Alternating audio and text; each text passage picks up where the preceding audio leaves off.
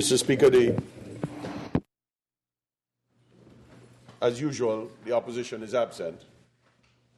I want to remind you, Mr. Speaker, that this is a bill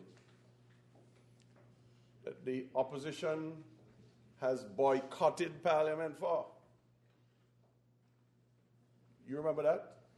This is a bill that the opposition said they ain't coming unless it's on the agenda. This is a bill, a version of which the leader of the opposition tried to place on the order paper.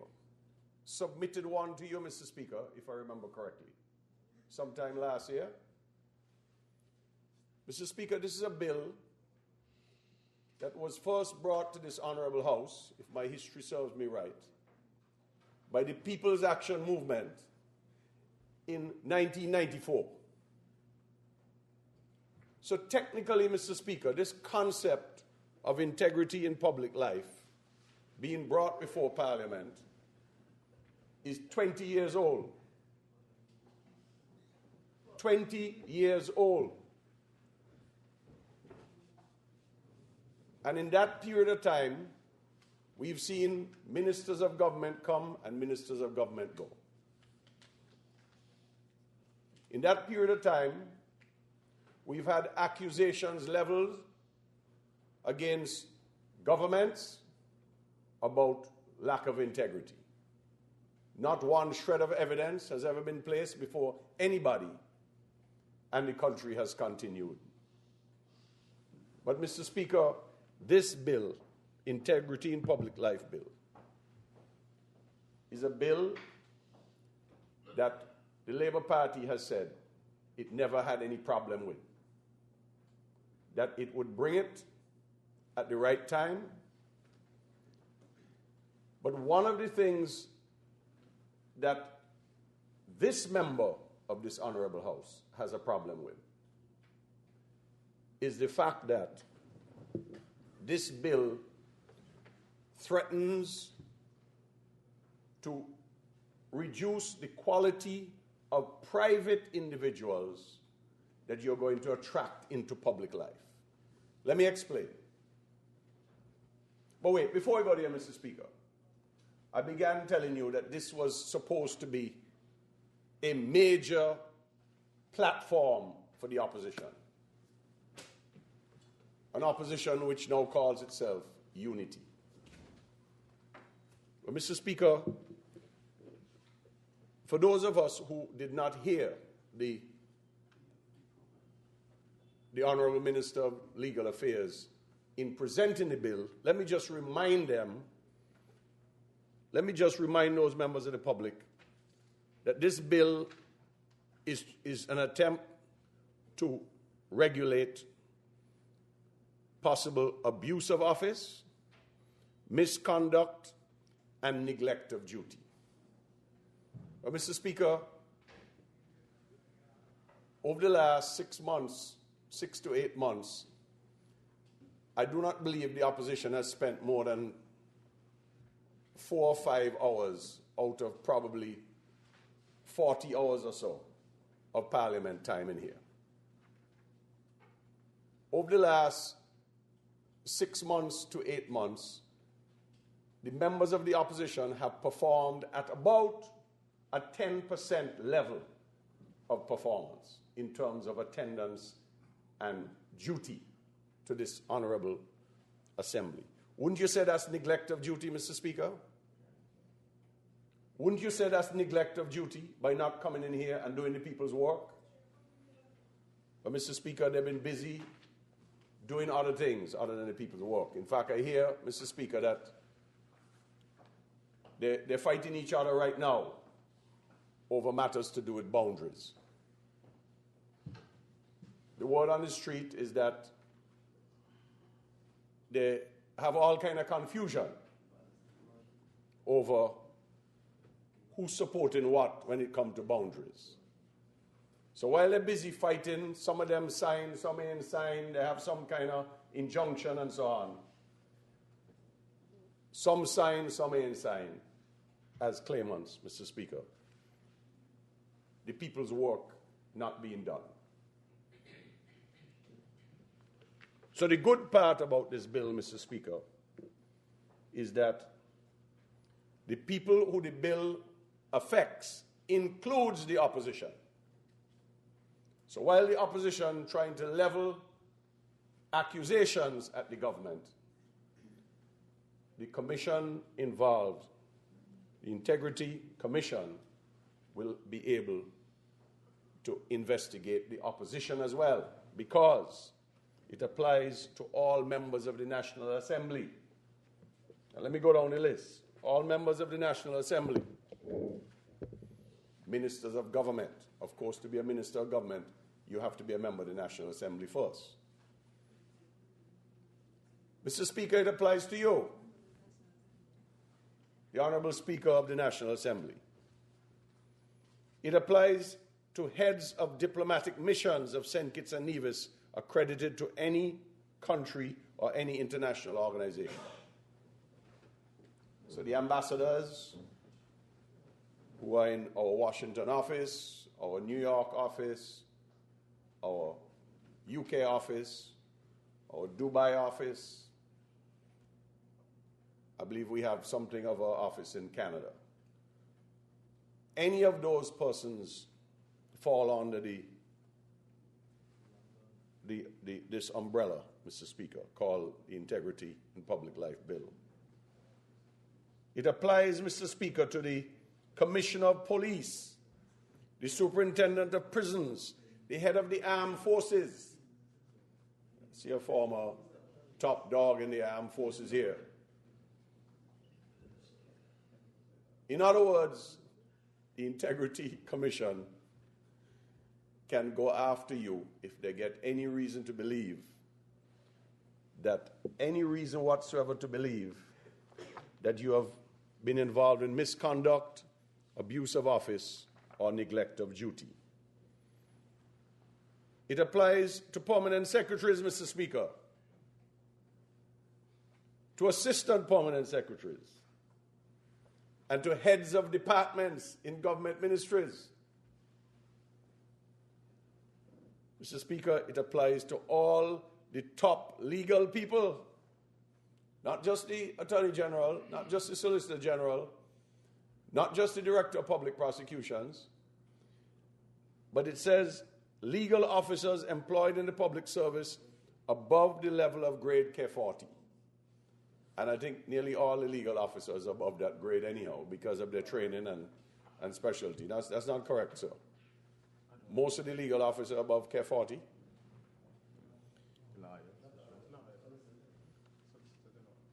But, Mr. Speaker, here's the one that bothers me.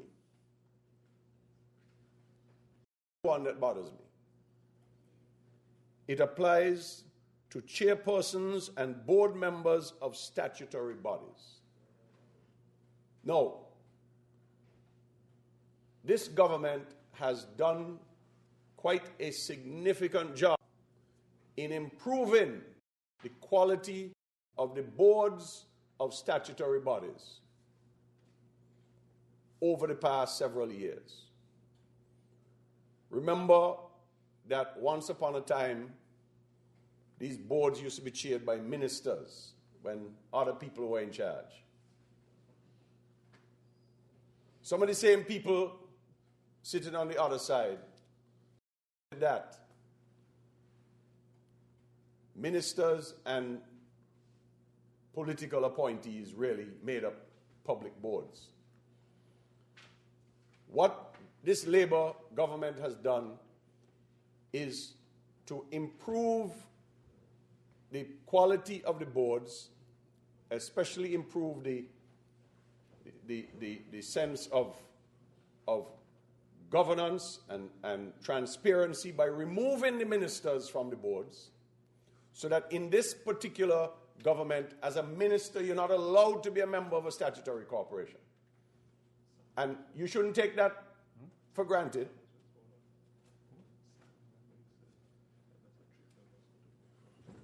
Remember, you mustn't take that for granted, because that is a policy. That's a law. That's not a law. That's a policy. So there's no compulsion. There's no compulsion. That can change. You put them there in office.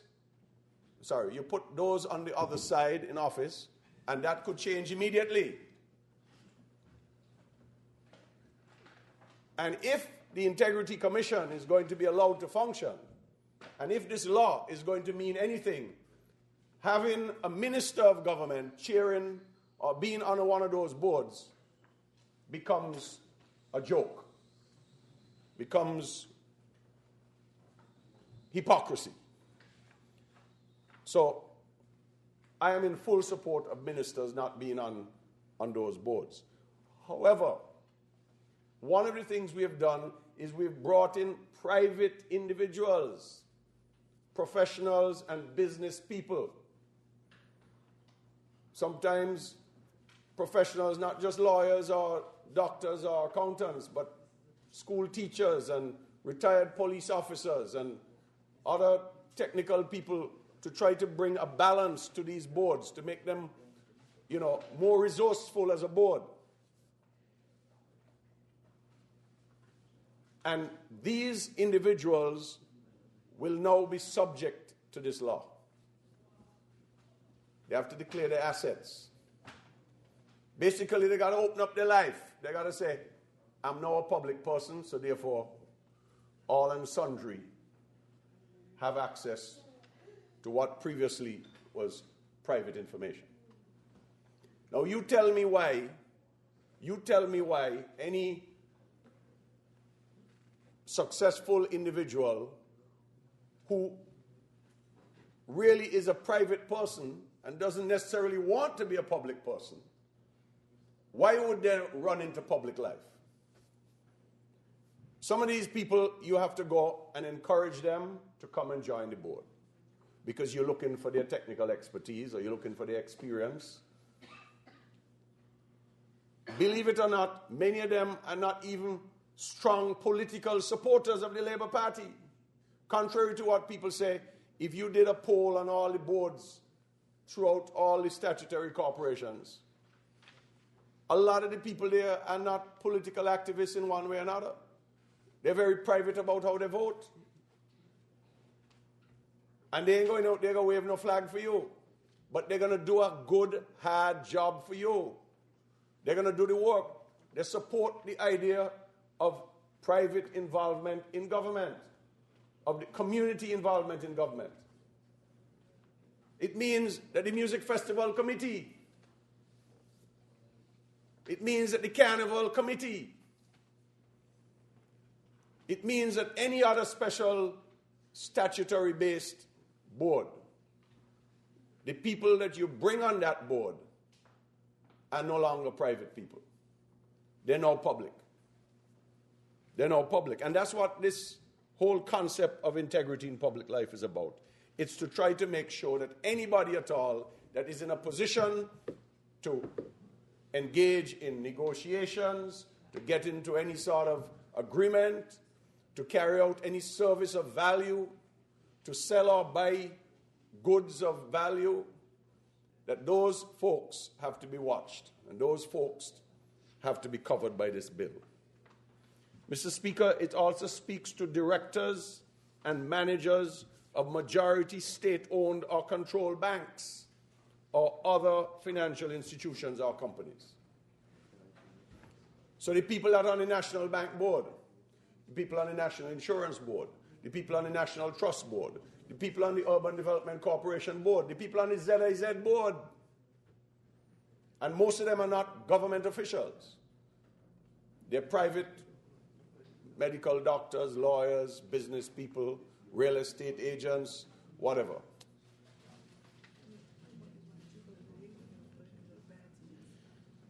Well, I like that. I like that one. Coming to that. I'm being reminded here that it also applies to chairpersons and executive members of political parties. Well, it means that all them people who run around behind the opposition, waving a flag and saying that they name their opposition, the Integrity Commission will cover them too. But that is risky because you want to attract as many good people as possible into politics. And that was the point I was making earlier. Business people in this town don't want nobody to know their business. They want to sell you their business, but they don't want nobody to know their business. I was a businessman for many years. If an integrity in public life bill was in place before I came into government, I would have had to give it a longer, harder look, because I'm really a very private person. I'm really a very private person, Mr. Speaker. Giving public service is an honor and a privilege for me.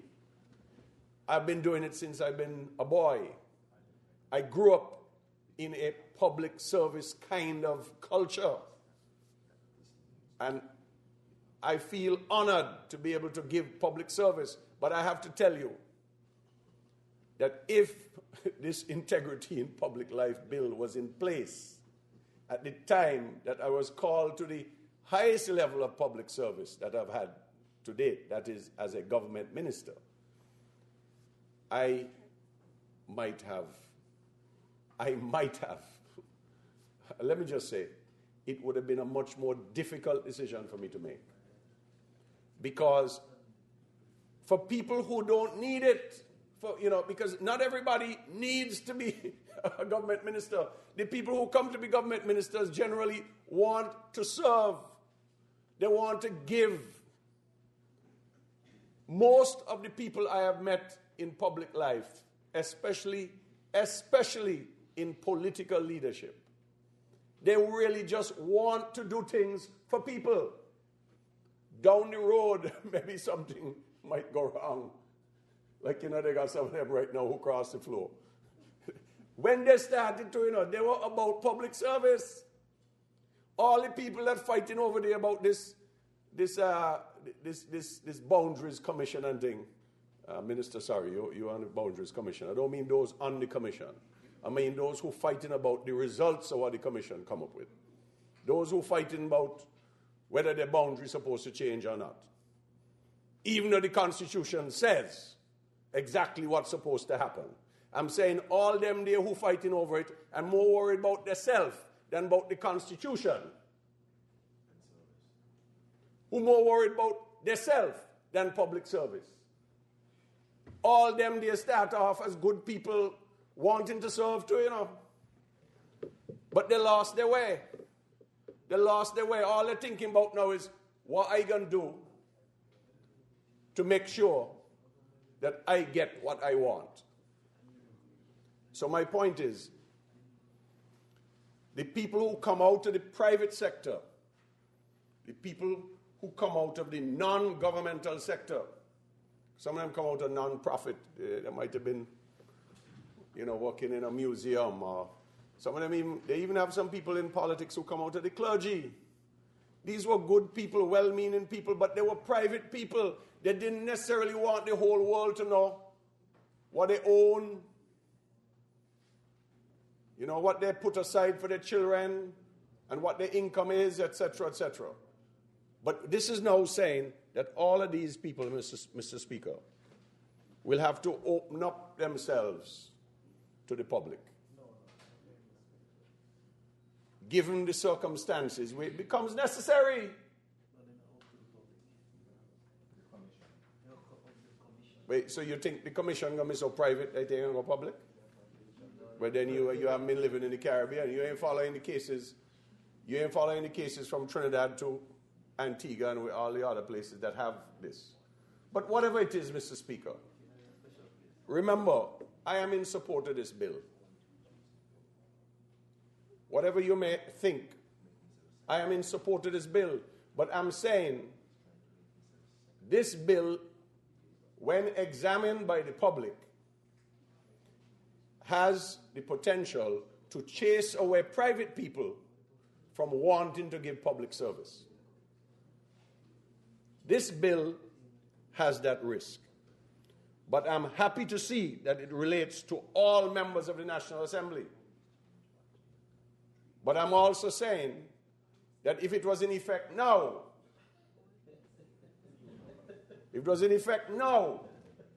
the members of the opposition might be in trouble when it comes to neglect of duty. But, Mr. Speaker, so it is. Everything has its time. The government is going to have to educate people about this bill, Mr. Speaker. The government is going to have to put a lot of hard work into preparing the institution that will be needed to put this bill together, and I think the Honourable Minister said that. But the government is also going to have to work hard to recruit and to keep on board some of these directors that we have in these various state corporations and in the private companies that are majority state-owned. So I'm simply alerting you, Mr. Speaker, that this bill is a bill that relates to everybody. Everybody. And don't believe that this bill is about a few ministers in a government.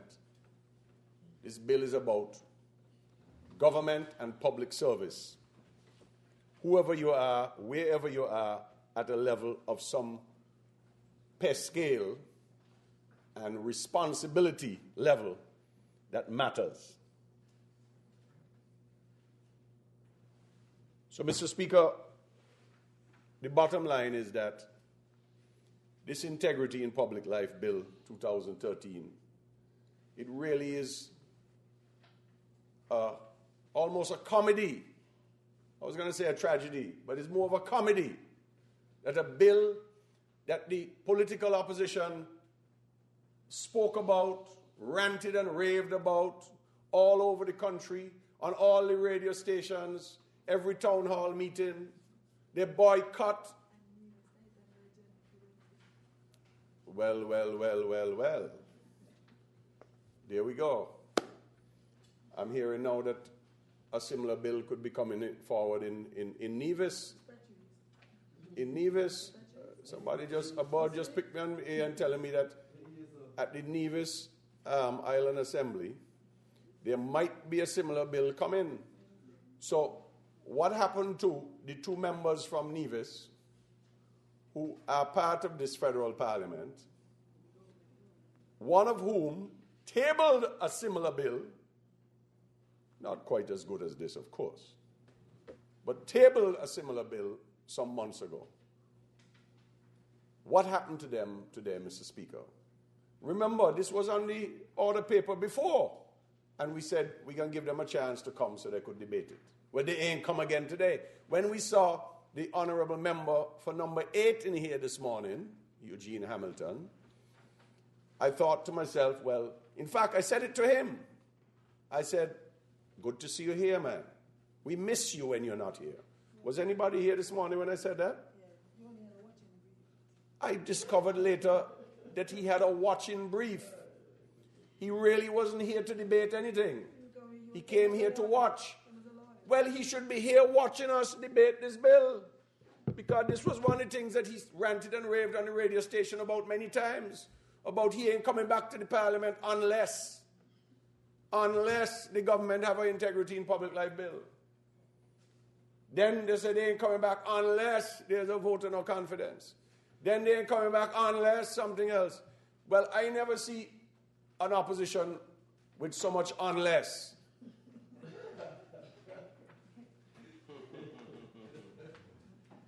Mr. Speaker, this is serious business. This Integrity in Public Life bill is a very serious document. And it was read the first time since how many months ago? November. There we go. That sounds like about 9 or 10 months ago, Mr. Speaker. And so it's been out there, it's been on the internet, it's been around, and I'm happy that finally it's coming to Parliament. But I want us to understand that it could bring with it some problems, not for parliamentarians necessarily, certainly not for ministers, but for the public, for those private people out there in the community who want to be public servants, who want to give of their time, even though if it's voluntary, you don't have to be getting paid. You just have to be a director of one of these companies. Because most of the directors of these companies, all they get is a little stipend. $300. They get a little penny halfpenny to cover their cell phone or their transportation or something. I would like to be one of the persons. You understand what I'm saying, Mr. Speaker? These are not people that are remunerated with any significant amounts of money. The range is from zero to maybe at best, $1,000. I don't know. But the point is, these are people that will ask themselves, why are you going in there for? So only those who are really strongly committed to their party's success, probably, or maybe those who just look in noticement. You never know. But the point is, the people are going to ask themselves the question, do I want to have the risk of being exposed to the public in terms of what I own? Because, people develop wealth over many years, and if you don't know the people, you don't know where they come from, you don't know their family, you don't know what their earnings were, what jobs they did, especially those who have lived abroad and have come back, all of a sudden they go into public life and people start to stoop their teeth and say, who they be, buddy? Well, look how much money they got. Where they come from? Where they get that from? Were they in drugs or what? Because that's how we are. We do not always respect history. Some people are supposed to have money and some people ain't supposed to have. If we see somebody who we think he just looked too ordinary and he driving a nice car, we say, well, which devil tail he pull, buddy? Nobody supposed to be better than us. So people are going to be saying, well, why? I don't need that ridicule. I don't need that kind of exposure. And so we have a risk of losing the private sector to partnering with government. And that is my concern, Mr. Speaker. But it is the kind of bill where you have to be all-inclusive. You have to bring everybody in. And as a matter of fact, some might argue that you haven't brought in enough. Because when it comes to things like customs and police and areas that could result in, serious corruption, some people in some bills spread the net over all customs officers, for instance. I remember driving in Antigua one time and somebody showed me a big house on a hill and I said, it's the biggest house in Antigua. And they say some customs fellow owned it. And his family wasn't rich. He only had one job. And he ain't got a supermarket. And he ain't got a supermarket. So, my point is, Mr. Speaker, that you have to be careful how you put these bills into operation. But at the same time, you cannot miss all who have that level of responsibility, because what this bill says to all of us, is that the responsibility for integrity lies with each of us. I am happy to say, Mr. Speaker, that integrity has never been a problem for me or for any of the people that I associate with. Integrity is not something that you could pluck out the sky or write on paper. Integrity is something that you learn as you live life and based on your own beliefs and your own, as we say, brought up see. Integrity is instilled in you from the time you're a kid, if you get good parenting. Or it might be instilled in you in the military. Those of us who had even a little bit of military training understand that. So wherever you get it as part of your life's learnings and character building. You don't suddenly get it because you become a minister of government. You don't suddenly get it because you become a parliamentarian. Some people get elected, and all of a sudden they strut around and they have to be more important than somebody else. And you could see that happening in the opposition all the time. They walk in a place and suddenly you must give them more respect than you ever give them. Respect has to be earned. Integrity grows from the time you're born, and you get to a point where you have integrity. You either have it or you don't have it. You don't have some integrity, half integrity, more integrity. That only comes from how people view you. But people may view you in a way based on how they don't, what they don't know about you. But ultimately, you as an individual either have integrity or you don't. And I'm saying, Mr. Speaker, that the people on this side of this House have integrity. And I know for a fact that what we do is what matters most. Not what we say, what we do. Integrity is what you do when people ain't watching you. Integrity is what you do for other people even when they don't know.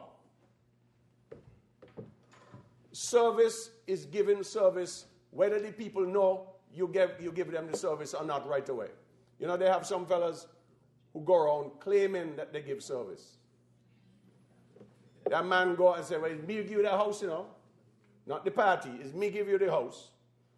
Or it's me do this, it's me do. Some people like to go and promote what they do. Well, integrity in public service is doing the service whether you get the credit or not.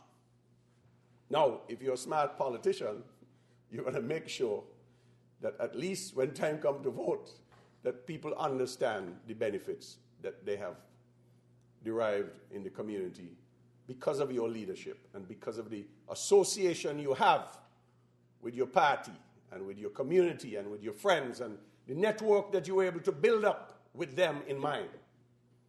Because no one person can give service of every kind to everybody. It takes a village, as we say. But my point is, where you fit within that village is what determines whether you have integrity or not. So, Mr. Speaker, this is not about integrity per se. This is about how do you put a safety net to be sure that the times when people without integrity find themselves in responsible positions, that they do not, Mr. Speaker, abuse their office or conduct themselves inappropriately or neglect their duty. So, Mr. Speaker, I hope I've been able to add a little perspective to this bill, because it's important that the public understands that this integrity in public life bill is not about the opposition pointing at the government, which is what they sought to do for the last several years. Well, see, they ain't got no integrity in public life bill. That was what they did over there. Every opportunity they could get, that's what they said. In the newspaper, anything that they could get it on, they say, aha, they ain't got no integrity in public life bill. So therefore, they ain't got no integrity. Well, Mr. Speaker, with the greatest of respect to all concerned, this minister didn't need any integrity in public life bill to have integrity. But this minister supports the process of strengthening the institution so that where integrity slips, wherever it slips, across the board, opposition and government, all offices, private sector, people in public sector, that there is this safety net. That's what this is about. So, Mr. Speaker, this is not the start or the end of integrity. It's an important step, and I commend the Honourable Minister for bringing it. But integrity is an individual thing and an institutional thing. And this seeks to strengthen the institutional component of it. May it please you, Mr. Speaker. Mr. Speaker, if I may,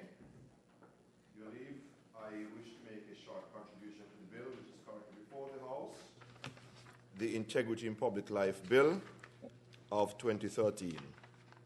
And listening to my colleague, the Senator in the Ministry of Tourism and International Transport, I almost feel as though I have nothing much to say, because I think he's been quite comprehensive in his address of the bill which we are debating. And I really want to echo the sentiments which he expressed a while ago, to say that this bill really is about a greater commitment on the part of the government to ensuring that going forward we do all that we can do to see to it that at all levels within the government we can do things even much better. This bill does not bring integrity in public life. If you're not a person who has integrity, this bill is not going to give you integrity. And certainly, this bill really is a work in progress, because, as I see it, there are many areas which I think that over time we are going to have to look at and see how we improve what we are trying to do, both in terms of the people whom we include, the kinds of things that we try to capture in the bill as to how we treat with the conduct of officials in the public domain. And so all of these things, Mr. Speaker, tell us that this is a work in progress. But I want to say to you, Mr. Speaker, that there are some people who believe that the hue and cry in the public domain about the government not having passed an integrity in public life bill somehow means that the people who are at the helm of this government are not people who are leading lives, public lives of integrity. And sometimes when people want to pretend as though that they themselves have integrity, or more integrity than you, or more integrity than the ordinary man and woman, they come out talking about integrity in public life. And sometimes it's really a sham on the part of some people. Because, Mr. Speaker, you would recognize, and I think you would have known, come to know, that the former administration had brought a number of times into this parliament a draft integrity in public life bill, because they wanted to give this notion that they were about committing themselves to a higher level of public service. And when they left office in 1995, no such bill had been passed. I can tell you, Mr. Speaker, that there are former members of this government, member for number 2, member for number 7, former member for number 2, and present member for number 7, who had always been opposed to the passage of a bill like this one, which is partly why we have been so long in coming forward with this bill. But when they are out in the public domain, when they're no longer here, they attempt to give the impression that they were really committed to something like this. One member said, I am not going to assist in the passage of anything that can act as something to stymie and to entrap me. Not that he was thinking about doing anything ill necessarily, but he really believed that some of the provisions of the bill are errors into which people can fall even without their own knowledge, even without being conscious of it. For example, the bill talks about receiving gifts. So if somebody gives you a pair of shoes or a mango, you don't know when to take it and when not to take it. You understand?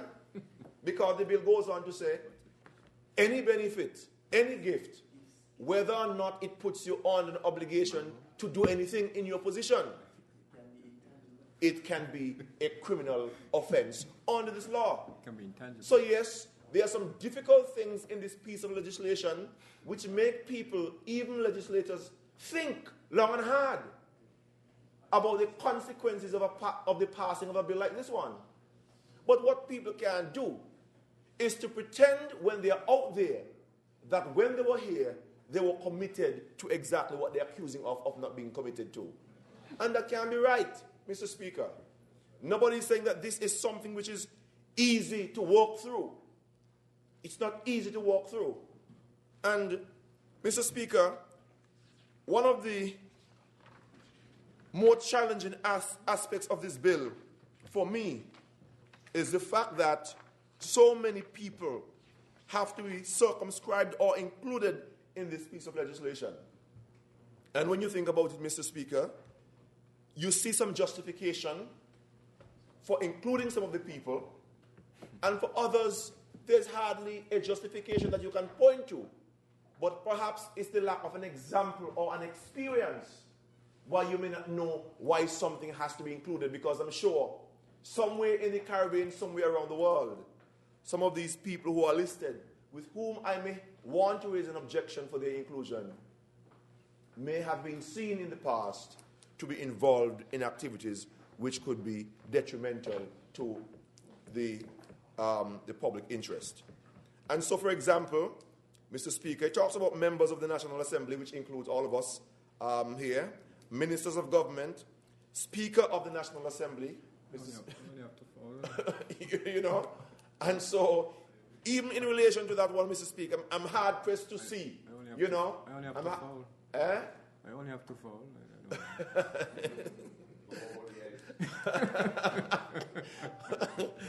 But they may be foul that lay golden eggs. So you see, that could be where the value lies. Heads of diplomatic missions, those people whom we have in New York and Washington and wherever they are, who are representing the country abroad, they are included. The Commissioner of Police, Superintendent of Prisons, Head of the Armed Forces, Parliamentary Secretaries, Permanent Secretaries, Assistant Secretaries. Clerk of the House. He doesn't mention the Clerk of the House, Mr. Speaker, unless he has a title that includes him. Another title, an alternate title which includes him. But when you look at the Assistant Secretary, for example, the Assistant Secretary in the Public Service is generally one who's paid around K38 and is a relatively low position, because they're teachers in the system who get paid at K40 and K41, and they're not included. Principals of schools are not included, right? Yet you have assistant secretaries who are being paid at a lower scale. You have lawyers, government counsel, who are being paid at the same or a lower scale than some other members who are not included. Solicitor General, legal officers, chairpersons of boards and members of boards of statutory corporations. And so I think about those persons who are on a little board at the craft house.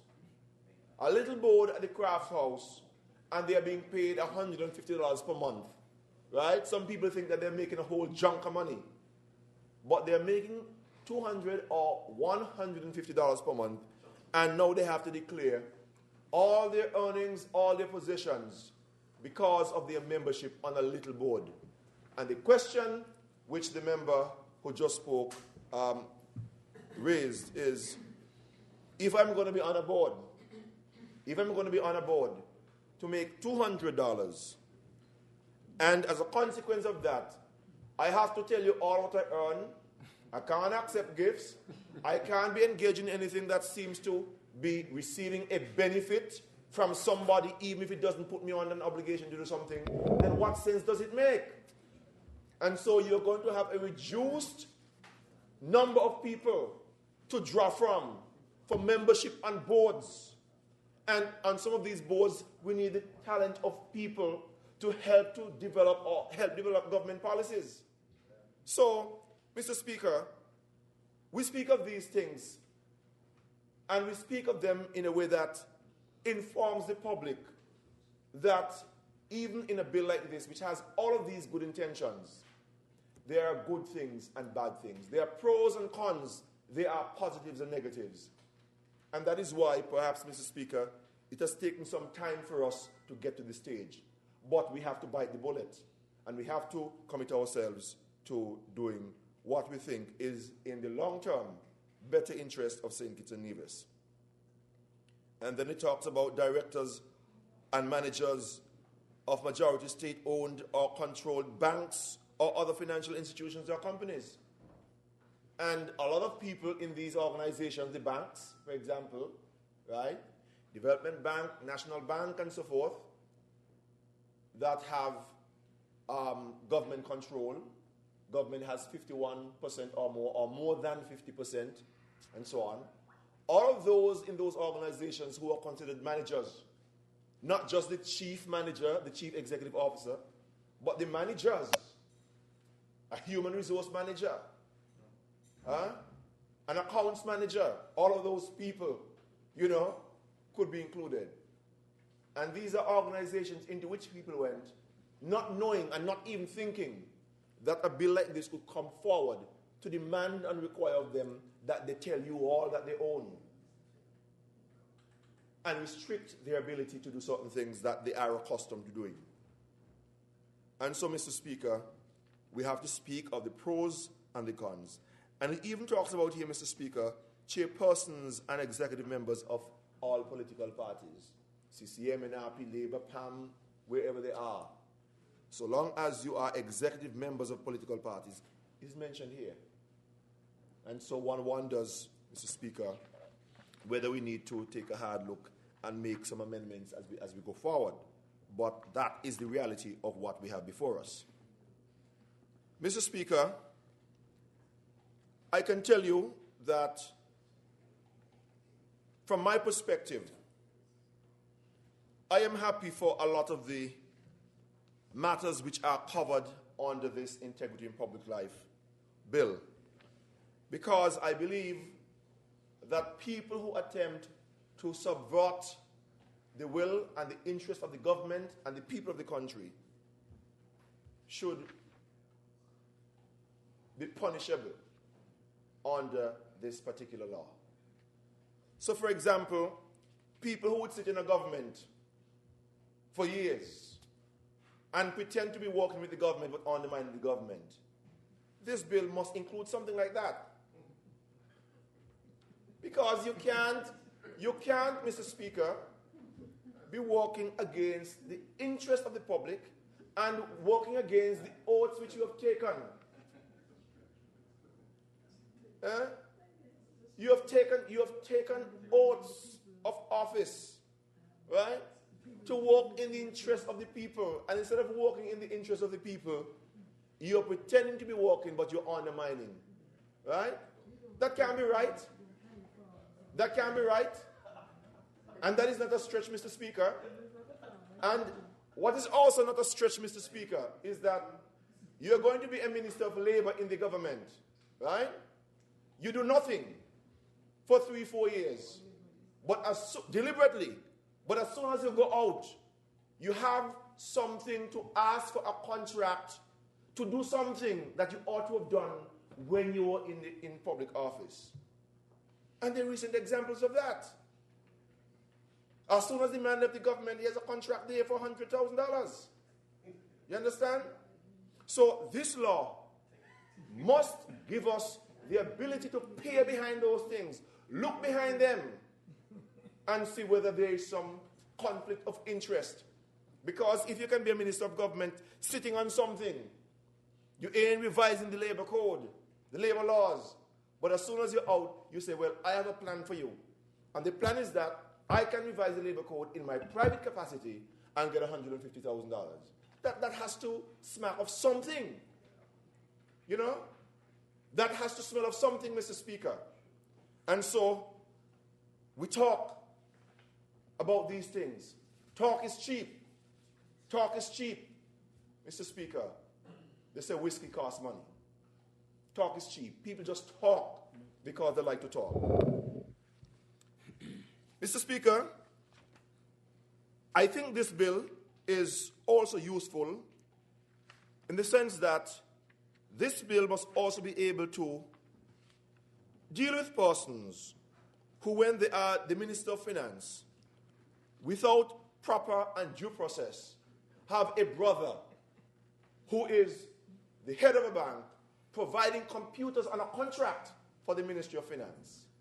That has to be included in a bill like this one. And the AG says that this one is not a stretch at all. This one is spot on in terms of what the law is now prescribing. Right? The law covers those kinds of things. Right? So it's not that your brother can't get something, but you have to show that you've gone through a process, a due process, and your brother came out on top in an objective process using an objective set of criteria. Right? So these are the matters, Mr. Speaker, which we believe that this bill will cover. And it was very easy for us as a cabinet to agree on this in terms of bringing it to the Parliament, because we are now at one on these issues. There's no schism within the cabinet concerning our commitment to resolve these issues. Because we agree, Mr. Speaker, that in any large organization such as a government, you're going to have things that the managers in the government are not responsible for. At least the top level management of government may not be responsible for, but nonetheless they're happening. Minister Skerry talked a while ago about this gentleman in Antigua who was a customs officer who did one job, has no supermarket, has no business otherwise, but he had the biggest house in Antigua and Barbuda. And we have examples here in St. Kitts-Nevis of former directors of public works who had, if not the biggest house, the nearly biggest house in the country, with marble floor and all those kind of things, and granite tabletop and all the works. Right? So there are things that happen within the government system. And we are saying that, yes, we have to cover as much as possible all of those persons which we feel occupy positions of power and influence, because people feel that it's only ministers alone that have power. You know who are the accounting officers in government, Mr. Speaker? I can't sign a check for government, you know. I can't sign a check for the government because the Constitution says who are the accounting officers. Right? And the people who collect government taxes and make decisions in an administrative way as to how government's resources are spent have more power than me with respect to government's financing. Right? A minister's power is really in relation to policy formulation. But when it comes to money, he has no control, basically. He has no control. Because the Constitution sets out where key people in the government service must control those things. And so, Mr. Speaker, I believe that this is a step in the right direction. One politician recently was heard to be saying, Mr. Speaker, that, and I think this is the member for number 3, who said that he wants to bring a return of the era where ministers were the chairperson of boards. We passed over that a long time ago, Mr. Speaker. But they have said that that is something which they want to bring back in the country after 18 years of its abolition. Because they feel that private citizens should not be given the power and authority to run public corporations. You can't have a private sector person running the port board or the National Bank board. They don't believe that private citizens should be involved in those things because they believe that these are the purview of ministers to chair boards. Well, how is a minister going to run ministries and run boards? And chairmen of boards and boards report to ministers. So when a minister becomes the chairperson of a board, the minister is reporting to himself. You're taking a decision at the board level and then coming to yourself to have an affirmation of the decisions and recommendations which you made. That can't be right. But there are people out there now who are talking about integrity in public life on one hand and talking about a return of the era where ministers used to be chairpersons of boards. We say that can't happen, that can't be right. And so we are moving away from that.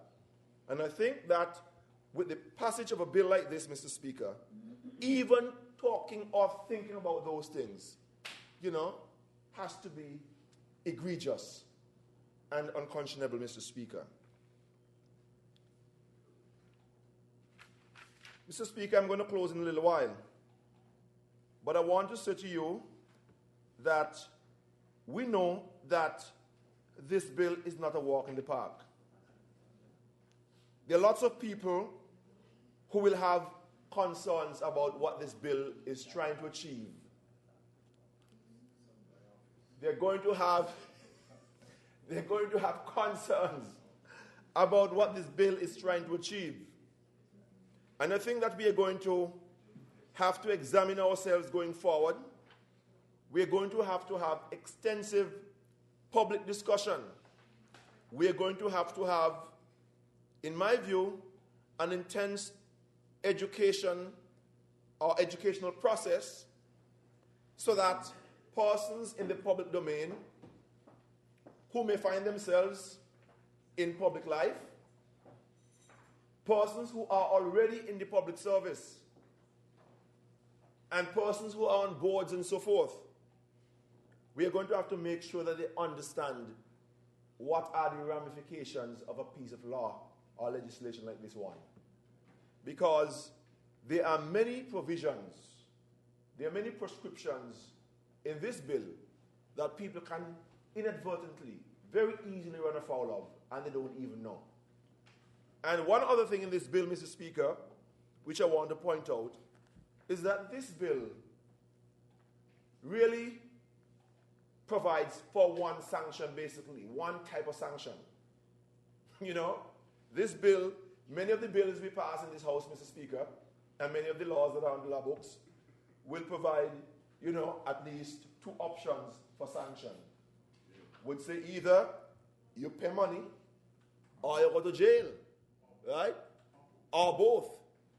This law, which we are passing today, has one sanction only: jail.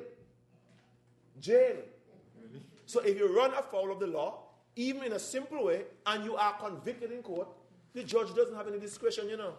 Can give you jail for a day or a week, right? It has discretion in that regard. Can tell you go jail for a day, go jail for 2 weeks, go jail for 3 months or 5 years maximum under this law. But the judge wouldn't have any discretion. That will come. Okay. The AG says that he'll have to do that. Okay, we do that today? Right. So, these are the kinds of things. So, we can't make it sound as though, Mr. Speaker, whether we are on the government side or the opposition side, that this is an easy thing to do. It's not an easy thing to do, but it's a commitment. This law is a demonstration of our high commitment to the principles of integrity in the highest offices in government.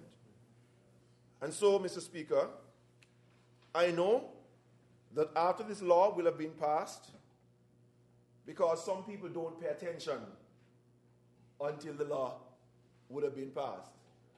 When this law would have been passed, only then you will find people who are affected saying, boy, all the time them people out there talking about integrity in public life, I didn't know that the consequences for me was so great. I thought it was only you all who are in parliament.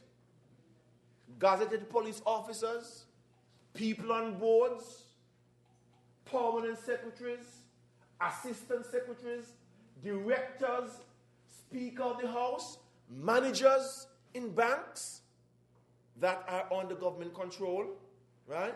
All of them are included. And so they will now be forced to inject their perspective into the public domain because this now has real consequences for them. And so sometimes the mistake our people make is to pay too little attention and to allow a public discourse to develop without their input into that public discourse. And people believe that what is most required in the country is this piece of legislation. That is what they're made to believe. That this is what will make everything in the country hunky-dory. Integrity in public life. Everything is now smooth. This will challenge all of us. Those of us who operate at the level of the parliament, I think, understand some of the basic rules and the code of conduct for people who operate at this level. There are people who operate in banks and boards and so on who are not accustomed to that. We are accustomed to that because we have always been held under public scrutiny. People watch where your car park up. They watch where you drive. And all sorts of things. At this level, those many people out there who are going to be affected are not accustomed to that. Not accustomed. Yep. So this bill is not a problem for us who are in here, because these are the principles by which we have lived all the time. This will be a challenge for many of the people who have not yet seen themselves as operating at a level in the public service where they're going to be held to this level of accountability, and they will not be under the level of scrutiny that they've been before. And so, Mr. Speaker, we commit ourselves to a higher order of service and transparency and integrity in all that we do and say. But rest assured, Mr. Speaker, that this bill is not about us in this parliament. It is about all of the people in the country, because many of them, even though they may not be in public life now, and public life is defined as people holding those positions I talked about, even in banks, all of a sudden they will find themselves in positions that are now categorized as public life positions. And they will have to make determinations as they apply for jobs, as they are being approached and being asked to hold positions on boards. They're now going to have to take into consideration, as they say yes or no, whether they can live to the standards which are here. And therein lies, in my view, a big part of the challenge. But it's a challenge which I'm asking every member of the community to rise. It's a challenge which I'm asking those who have found themselves in positions that are now called positions in public life. I'm calling all of them to rise to the challenge and to ensure that as a country we can work to achieve even greater standards of public service for all of our people. One of the fundamental reasons, Mr. Speaker, why legislation like this one is so critically important. Every time there is the misuse of government funds, misuse of government time, misuse of government resources, there is a deprivation of people of those resources. There's a deprivation of people in the public of these kinds of resources. And so, Mr. Speaker, this is not just about talk. It is about making sure that we deliver more to the people and deliver more to more people in the country, Mr. Speaker. So I want to wish this bill safe passage. I have heard that there will be a number of minor amendments to the bill, but I believe, Mr. Speaker, this is a step in the right direction. And I congratulate and commend the Minister of Justice and Legal Affairs for bringing this piece of legislation forward, where others in the past had not the courage so to do. And so I commend you, Mr. Speaker. Thank you for your attention.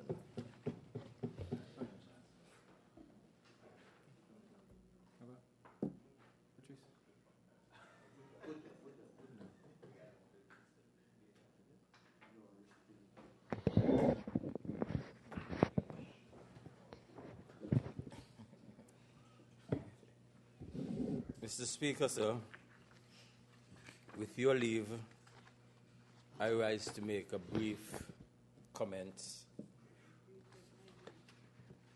I must underline brief.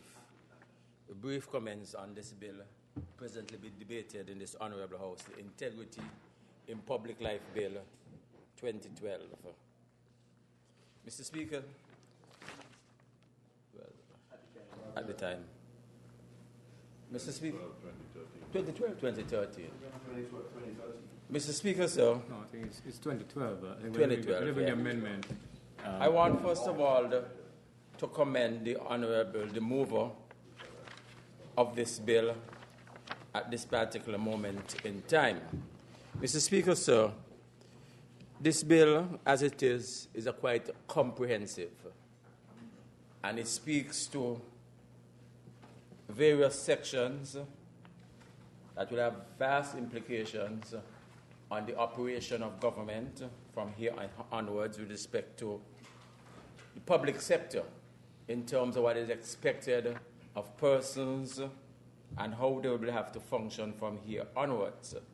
I do want to recommend from the onset, Mr. Speaker, that once this bill is passed in this Honourable House today, that there is some mechanism in which those persons, in which specifically on the first schedule, speaks to the first schedule in terms of how they will be impacted by this bill in this Honourable House today.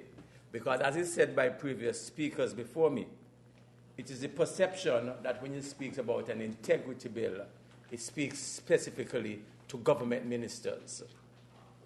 And for some reason, a lot of citizens out there are not aware of the implications, and probably in the public sector, the impact in which that will have on the overall functioning within the public sector. If one looks at the first schedule, section 2, in terms of where and whom this will directly impact, you see it speaks to the members of the National Assembly, and sometimes refer to the National Assembly solely to those persons who sit on this side of government and don't take into consideration that an integrity bill will also affect those persons on the opposition side, because they come here often at times and they speak about wanting the integrity bill in public life passed and bring it to Parliament with the perception, I assume, that it only will impact those persons on this side of the aisle. But from what we are seeing here, it will impact not only these persons on this side of the aisle, but it will impact those persons on that side of the aisle, and even the person who is heading the aisle, it will even have an impact on those persons there. So it is important. So it speaks to the members of the National Assembly, ministers of government, Speaker of the National Assembly, heads of diplomatic missions of St. Kitts-Nevis accredited to any country or any international organization. So therefore, I would imagine those persons who are appointed as honorary consuls in other countries, who are appointed as honorary consuls, I don't know if they'll fall under this purview, this heads of mission. So those persons who are in Washington, those persons who are in London, in New York, and persons who are in Taiwan, and those persons in Dubai, I would imagine it will affect those persons. It also speaks to the Commissioner of Police, Superintendent of Prisons, Head of the Armed Forces, Parliamentary Secretaries, Permanent Secretaries, Assistant Secretaries, and Heads of Department in Government Ministries, Solicitor General and legal officers employed in the public service above the level of grade 40. Chairpersons and board members of statutory bodies. I don't think that members of boards would have had the perception in their mind that an integrity bill would have reached all to members of boards and chairmen of boards and all those kind of things. So I would imagine this is some discussion that we would have to have, and some learning process of persons who are on boards will have to begin to understand the implication of this bill with respect to their positions on boards and what is expected of them at the end of the day once we would have passed this to this Honourable House here today. It also speaks to directors and managers of majority state-owned or controlled banks or other financial institutions or companies. Speaks, I would imagine, it looks at the development bank, where the government there is a major shareholder in that financial institution. So it speaks to the manager of that institution, and in terms of how he's functioning, how he's operating, and whether he's operating in the best interest of he or she, whether he's operating. Well, at the moment is a he, so I'm referring to the matter as a he at this moment. So at the moment is a he. So I don't really want to get into the she. That probably will be a future occasion, but at this moment is a he. So we are speaking to matters pertaining to the bank and the state-owned entities, financial institutions, or companies. The Director of Audit speaks to chairperson and executive members of political parties. That is something probably we'll have to have more discussions, because it is taking a wide scope of all persons who are involved in public activities and involved in other activities that are critical. But Mr. Speaker, I want to, as it is, look at some sections of the bill, because some sections of the bill are quite important in terms of how the declaration of interests and things that are expected in terms of the declaration of interest. It will speak to part 6. Well, we look at part 1 on the section 5. Section 6. Well, 5 and 6, declaration of interest. And it speaks to the contents of declaration which it speaks to. A declaration required under this act shall include particulars of the declarants. A, the income. You will have to declare your income as a board member, wherever you are. Once this takes you into the picture, you have to declare your income. You have to declare all of your assets, wherever they may be, whether they are on island or off island, wherever they may be. You have to declare all of your assets, declare your liabilities, declare private interests and gifts in cash or kind that are received by himself or herself, his or her spouse, or his or her dependent children. So it takes in all that. Your wife, your husband, your children, whoever is dependent on you, you have to really declare all of those things in terms of the income, the assets, the liabilities, and private interests. And it's not only for parliamentarians or government ministers. It reflects all of the persons in the schedule. As I mentioned earlier, all of those persons in the schedule, it will have an impact on. I want to look to, Mr. Speaker, in terms of the establishment of the commission, because it speaks to how the commission will be established, how it will be comprised, of whom and by whom. It speaks to the appointment of a 3-man commission on the move of this bill. I think it speaks to the membership of a... Give me 1 second, Mr. Speaker.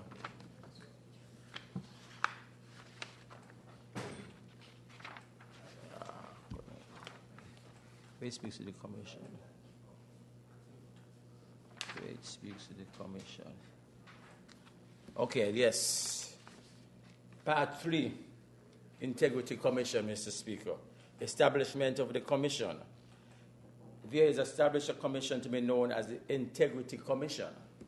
And the Integrity Commission shall consist of a chairperson who should be a retired judge or attorney at law, at least 15 years standing, appointed by the Governor General, acting in his own deliberate judgment. In other words, the person who is going to chair this commission must be a retired judge or an attorney of law and would have had at least 15 years of experience in his or her own capacity and be appointed by the Governor General on his own deliberate. Sure. And the other 2 persons be appointed by the Governor after in consultation with the Prime Minister and the leader of the opposition as follows. 1 member appointed on the recommendation of the Prime Minister and the other member appointed on the recommendation of the leader of the opposition. In other words, it's a 3-member tribunal or commission. 1 person appointed by the chairperson of that commission is appointed by the Governor General. The other person is appointed in consultation or recommendation with the Prime Minister, and the other is appointed on the recommendation of the leader of the opposition. That is basically the commission in terms of who those persons will have to declare, as I mentioned before, the things that I just spoke about in terms of what is intended of each member that falls in the Schedule 2 of this Act will have to declare to the Commission and declare on a regular basis. Mr. Speaker,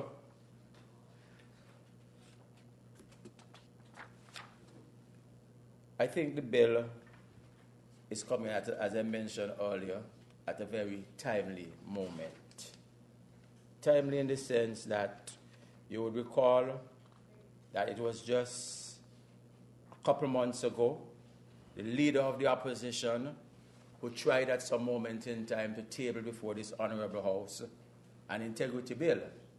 As a matter of fact, he came and he tried to table it, and he declared that he would not be probably participating in a future debate unless these matters or this matter would have been dealt with in this Honorable House, in the Federal Parliament.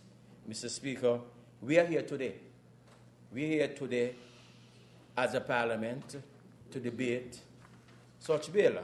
And you recall, Mr. Speaker, at the last sitting of the National Assembly, we did indicate to this Honorable House that the reason that all it was slated on the order paper why we couldn't go forward with the debate on this particular bill in the moment in time, because we felt that such a critical bill that the opposition at some point in time had a keen interest in, because as I said before, it was the perception that this bill will only reflect those persons on this side of the aisle. They wanted to be, we said that because of their interest and all that they have put to it, we would not have debated that bill at that moment in time. But, Mr. Speaker, as a government, we cannot wait. We felt that this bill is such an important bill that we had to come today in spite of them not being here and in spite of not them being here to participate in this bill, to move forward and debate it in this honorable House here today, Mr. Speaker. Mr. Speaker, I guess they will have reasons why they could not be here today. They'll probably be saying to themselves that they cannot be associated with an illegal government, and they cannot be in here to debate such matters as they have been saying that it's a minority government and it's a legal government. But it only pleased them to say, well, it's an illegal government when we have the business of the state to deal with and matters of interest to deal with. But I'm sure at every month, when the money is deposited in their bank account or wherever it may be, they take the money from the legal government. And they're not here because they are saying that they don't want to be a part of an illegal government and participate in such activities of an illegal government. But every month, I'm sure, they're taking it. That is also something that probably one has to look at in the context of the whole aspect of integrity. Because you are saying that you are debating a matter of integrity, and you're looking in terms of you not being able and declaring that because the government is in some instance declaring that it's illegal, you are not here. But on the other hand, you are there to accept your money on a monthly basis from an illegal government, Mr. Speaker. Mr. Speaker, the bill is also timely because it gives a time for us to reflect as a government on probably how we might have been functioning in the past, how we might have been operating in the past, and to say exactly where we are within the scheme of things in this particular moment. Mr. Speaker, there were persons, as I recall a couple of years ago, when we were about to bring this bill to Parliament way back. There were members who were here with us on this side of the aisle who fought day and night to prevent the government from bringing this bill, because their view is that this bill should be as wide as possible and take in everybody, and said they would not be part of such a matter of this sort. But today they are the same persons who are out there today, Mr. Speaker, asking and requesting and wondering and playing pure politics on when the integrity bill will be brought to Parliament. As a matter of fact, if you listen to their radio and you listen to their discourse, everything about them all the time is the integrity bill, because they are of the view that some persons in government are not functioning as they would want them to function. But they were here, Mr. Speaker. They had the opportunity, and they refused. They didn't want to be part of it. But probably they knew why. Probably they knew why, Mr. Speaker. Because probably when they were planning to go to whaling meetings and to have a grand whaling activity, but they knew why they didn't want it to be part of the integrity bill. Because they probably wanted to go whaling. So probably that is why they didn't want it to be here, Mr. Speaker. I don't know. Or probably when they would want the most fish in the country, they wouldn't want it to be part of it because they want to be able to eat as much fish as possible and get them free. So they didn't want it to be part of the integrity bill. But they're not here today to debate it, Mr. Speaker. But they are the ones who are out there making the most noise and say the most things about the integrity bill and when it's going to come to Parliament. But it's here today in Parliament, and where they are, they're not here, Mr. Speaker. They're not here. But we are here because, as the Speaker said before, passing this integrity bill if you're a person who functions in a certain way and operates in a certain way, integrity bill wasn't change it tomorrow. It wouldn't change your operation in terms of your modus operandi. But fortunate for us in this government and this side, over the years, we have sought to practice at the highest level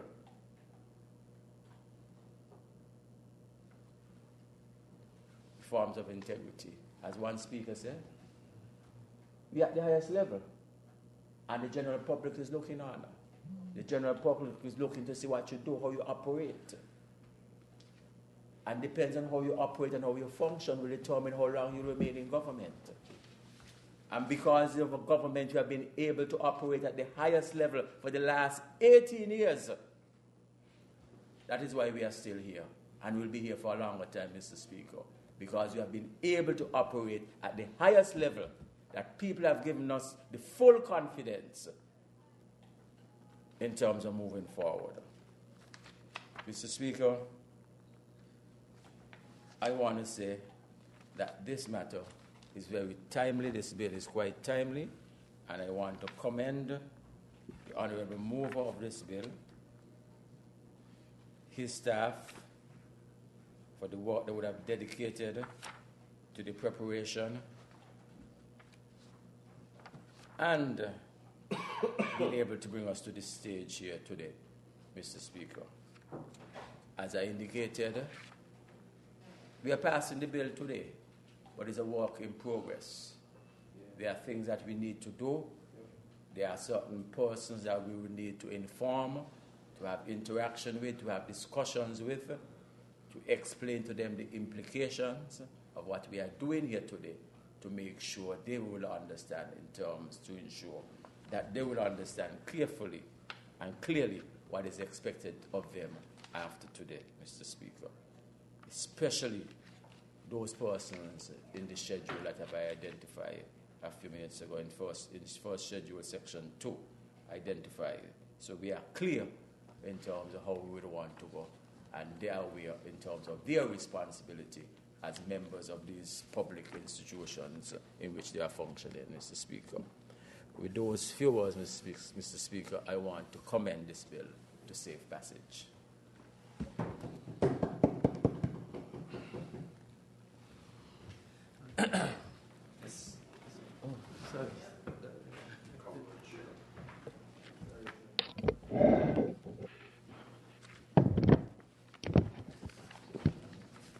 Mr. Speaker, I rise to make a short contribution to this bill.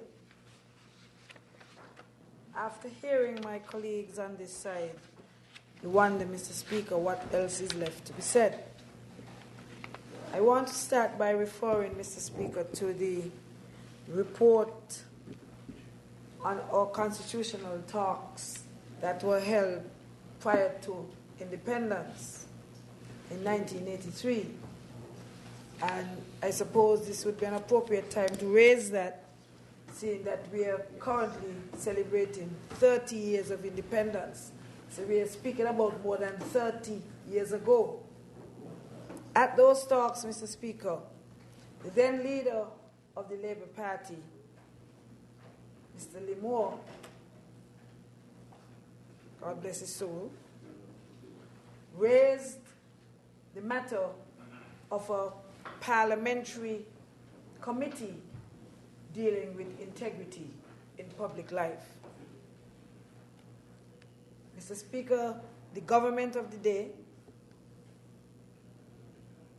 did not agree that such a committee should be placed in the Constitution, but said that these matters could be handled by laws, probably similar to this, out of the Parliament. Mr. Speaker, that was more than 30 years ago, when at the constitutional talks in England, Mr. Lee Elmore raised that very matter of integrity in public life and wanted it, that's how very serious he was, for it to be put into the Constitution. The government of the day, the Simmons government, the PAM government said they didn't agree with that, but said that the laws of the parliament can deal with that. Mr. Speaker, why am I saying that? Because even if we agree with them, that it was a matter for the parliament and not the constitution,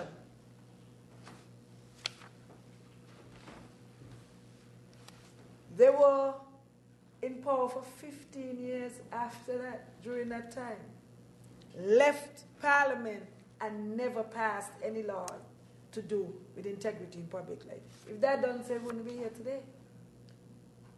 So 30 years ago, Mr. Moore raised that matter. They said they didn't think it was for the Constitution, it's for the Parliament. But for 15 years, they could not pass anything to do with integrity in public life. As far as I recall, in 1994, there was a first reading in the House of Assembly. But after that, nothing. Never followed through on it. And that is why we always speak of the hypocrisy, Mr. Speaker. The hypocrisy. Because after all of that, you go to constitutional talks. These constitutional talks took place before we became independent in 1983. Many of the people who are around today were not even born yet, because we're talking about more than 30 years ago. And over that period of time, you're there for 15 years and pass nothing. But as soon as you're not in office anymore, the most important thing is integrity in public life legislation. Mr. Speaker, this is the height of hypocrisy. And these things must always be exposed, for we believe that reasonable people who are listening to the debate would come to their own conclusions and make their own judgment calls. Because the facts are the facts. But you can make up your own mind on how is it that at constitutional talks in England, this matter was raised as a matter of importance, that it should be in the Constitution. You said, no, we don't think it should be in the Constitution. It's right in the report what they said. But we think it should just be one of the laws. And you there for 15 years. Well, how much priority did you give to that? How important was that to you? If for 15 years it was not there, you could not pass integrity in public life legislation for 15 years. But then as soon as you lose power, integrity in public life, morning, noon, night, and afternoon. Mr. Speaker, it is the height of hypocrisy. Mr. Speaker, then comes another leader of the People's Action Movement, who, because they're talking about public life, integrity in public life so much out there, trying, I suppose, to try to upstage the government or say how much they're in favor of integrity in public life while they're in opposition, decided that all of the candidates of the People's Action Movement must declare their assets. I don't know if you recall that, Mr. Speaker. Yes. All of the members who are running for the People's Action Movement must declare their assets. But not even that they could have got done, Mr. Speaker. Not even that they could have got done. My understanding is that the only person who tried to do anything was that leader himself. And when he did that, you should have seen all of the criticism of the persons who were saying that what he said was inaccurate. What he declared, that's not how it is. He didn't declare all of his assets. All of these things were being said. But even where articles are written on it, Mr. Speaker, about the fact that he did not declare all of his assets.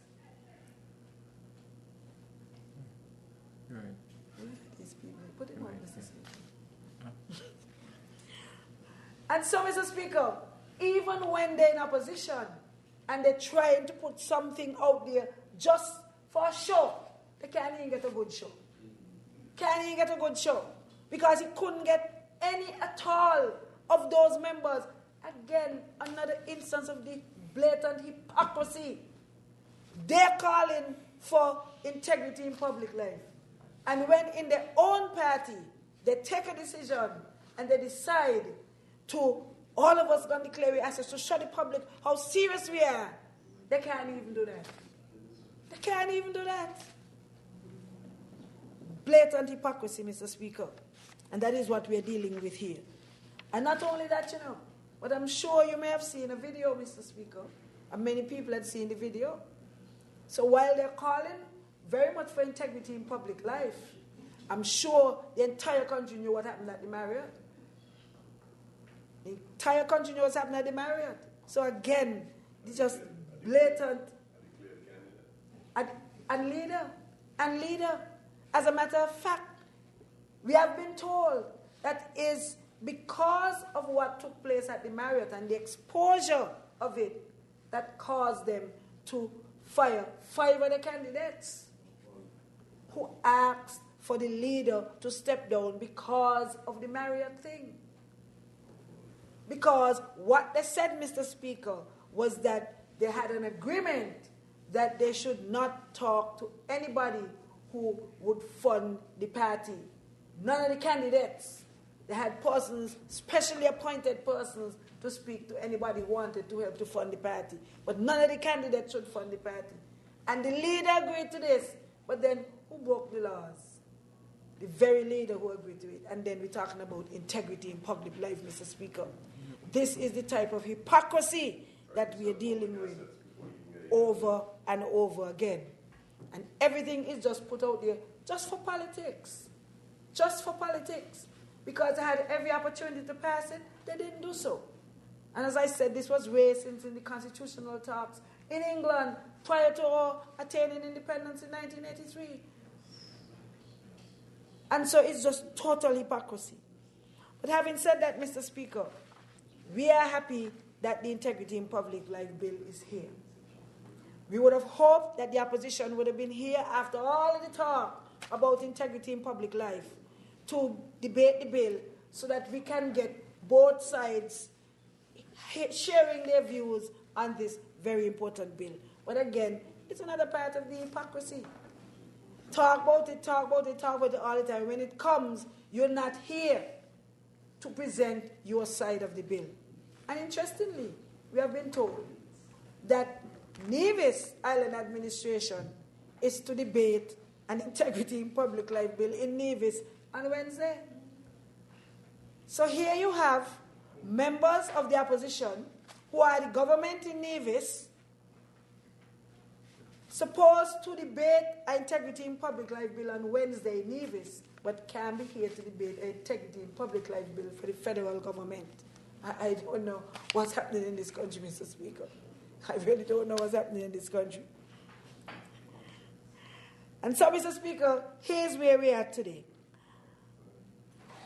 I, too, have some reservations about certain sections of the bill, all of which have been disclosed already by my colleagues, but I think it's worthwhile recounting some of what they shared. And the first thing has to do with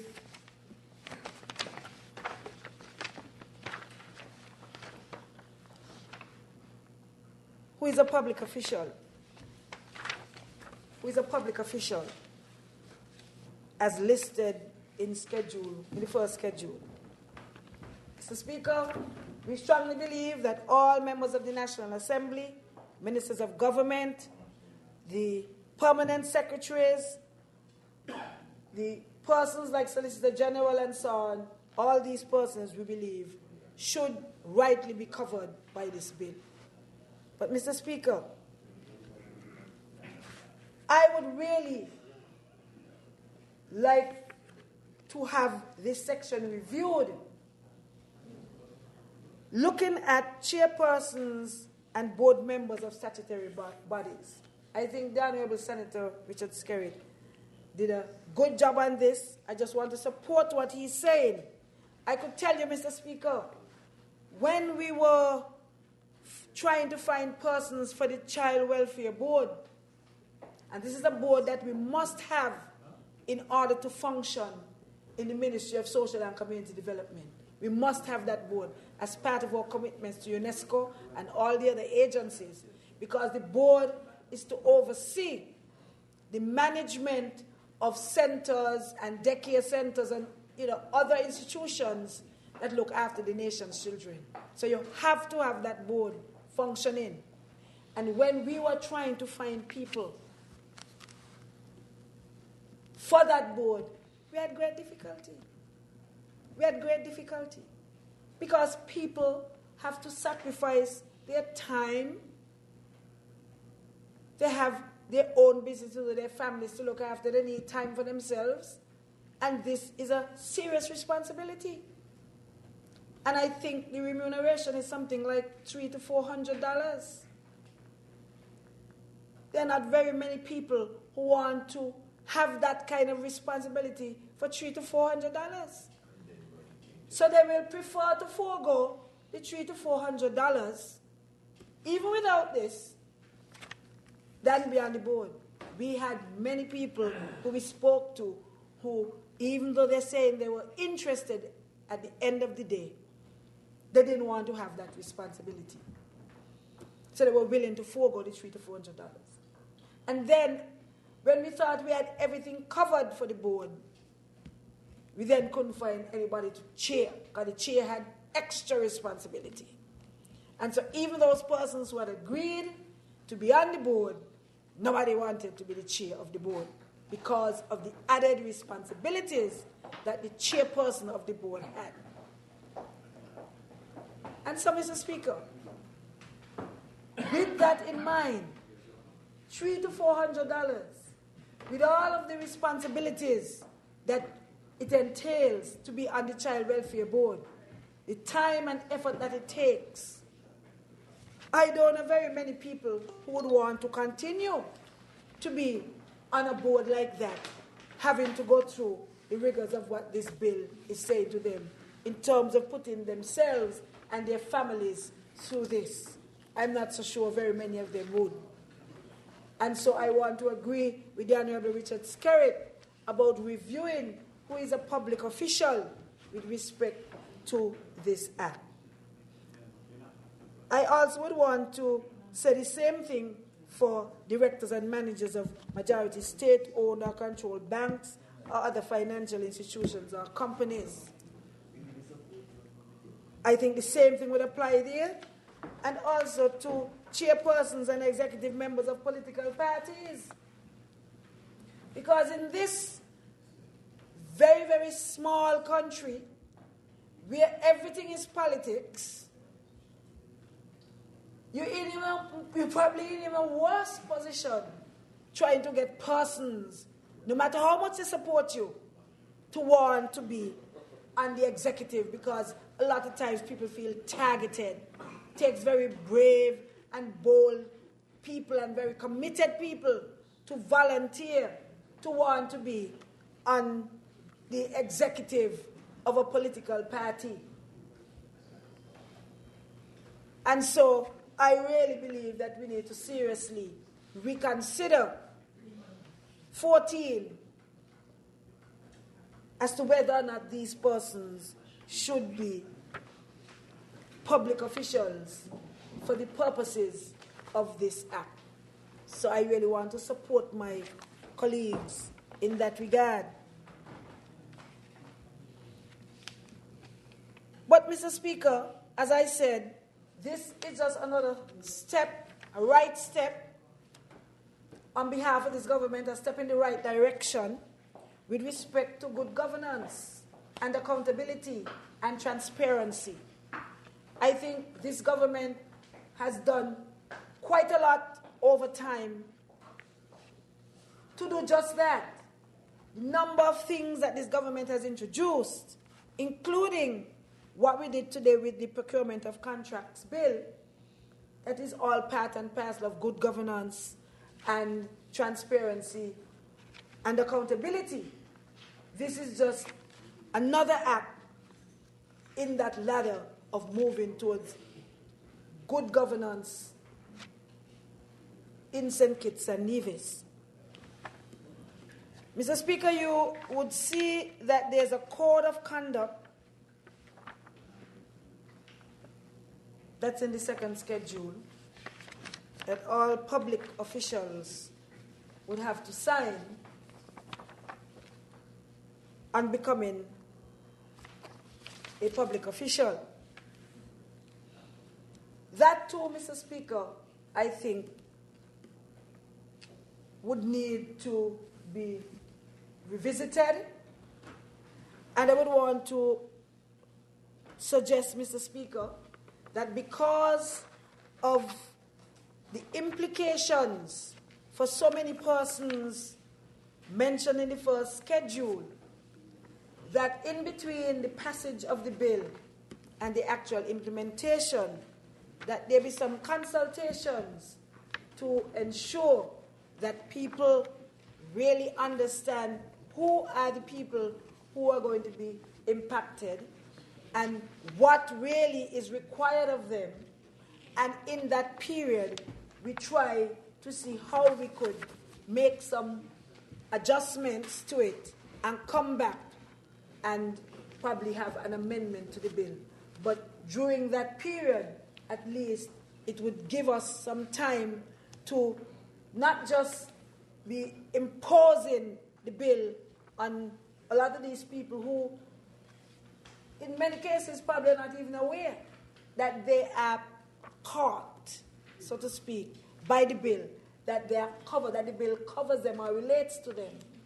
And so I really believe that we should have that period after the passage where you have a review and ensure that these matters that are raised by many of us on this side are addressed and some concern put to them.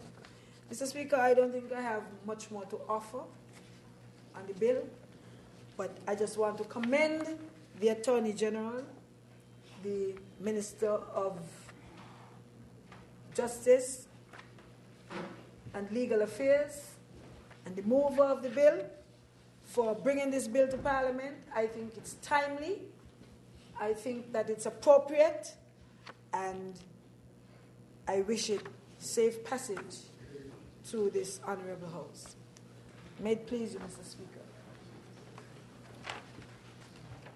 For number 6, are you making a contribution? Yes, Mr. Speaker, Yes. I would like, of course, to rise to add my own quota of support to the bill that is before us, the bill shortly entitled the Integrity in Public Life Bill 2012, which had its first reading sometime last year, and which, because, of course, we felt it was so important that we would give time for the opposition to lend its weight of support to this bill, and today we are moving forward, having not succeeded in that regard.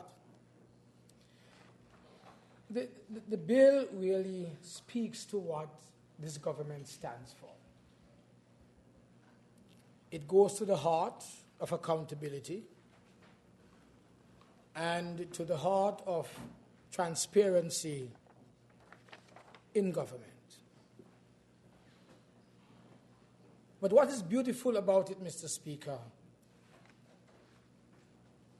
it identifies, to a large extent, persons who should be actively engaged at all times in ensuring that there is integrity within their public life as public servants, thus impacting positively on good governance in St. Kitts and Nevis. I want to make the point that the bill does not speak only to members of parliament or to ministers of government, but those persons who hold significant identifiable jobs, where by virtue of their service to the government and to the citizens that they serve can and may become engaged in conflict of interest activities. And that is why the first schedule is so critically important, because it may not really be the complete list. It may, of course, be a list that eventually will attract amendments by adding or removing.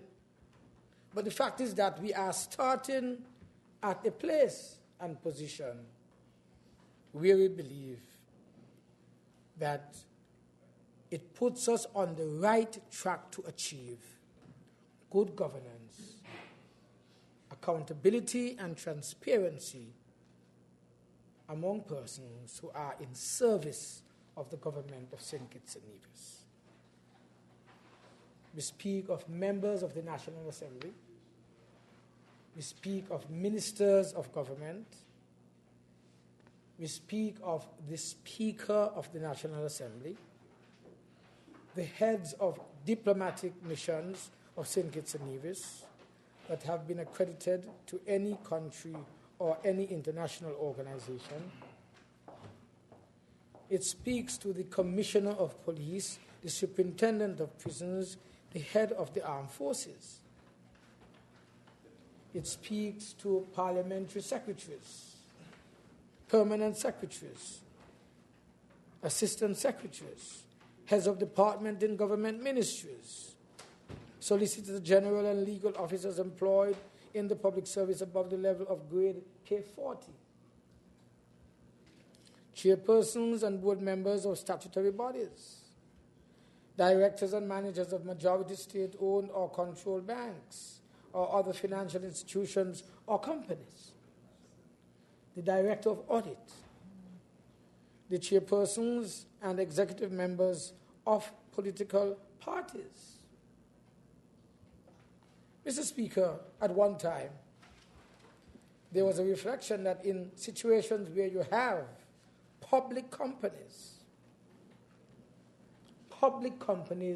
the chief executives and the chairpersons and the directors of such public companies should also be named in this schedule in order to have an across-the-board playing field for all officers who serve the public.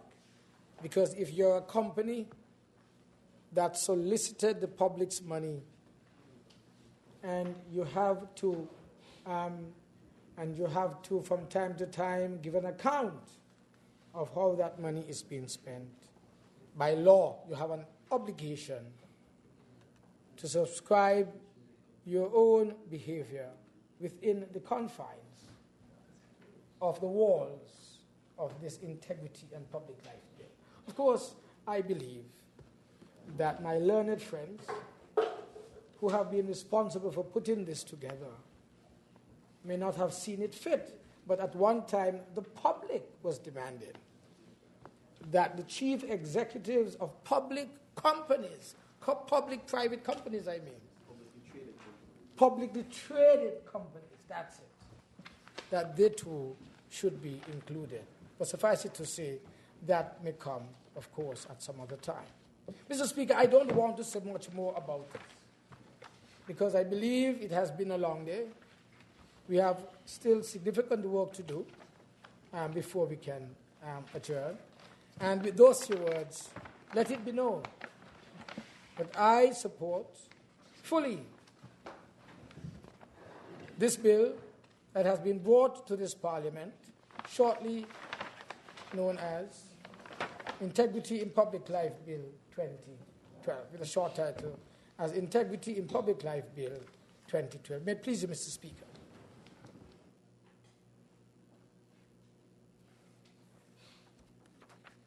Honourable Minister. Right. Mr. Speaker, conclude the debate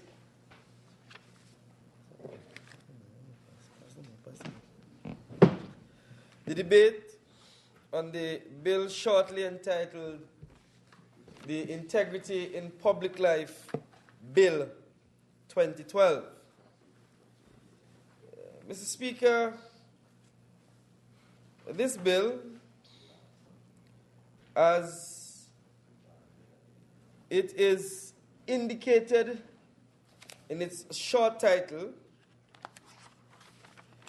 is to make provisions for the codes of conduct and declarations of interest for public officials for the offenses of abuse of office, misconduct, neglect of duty, and in that connection, to make provisions for the establishment of the Integrity Commission, its powers and functions, and to provide for related and incidental matters thereto.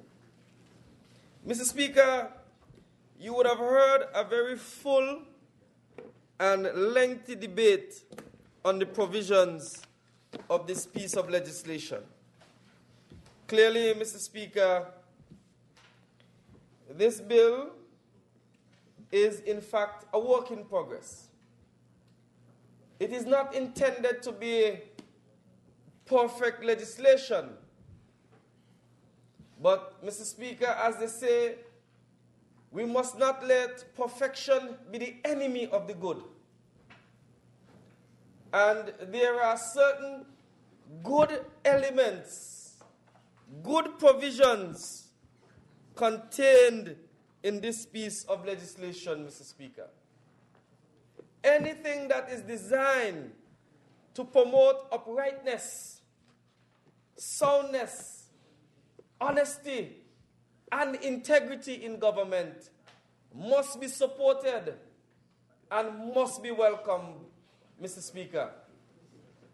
And the integrity in public life is intended to be built on those pillars. And that is why, Mr. Speaker, we have come to the Parliament today to seek the sanction of the Parliament in going forward with this piece of legislation.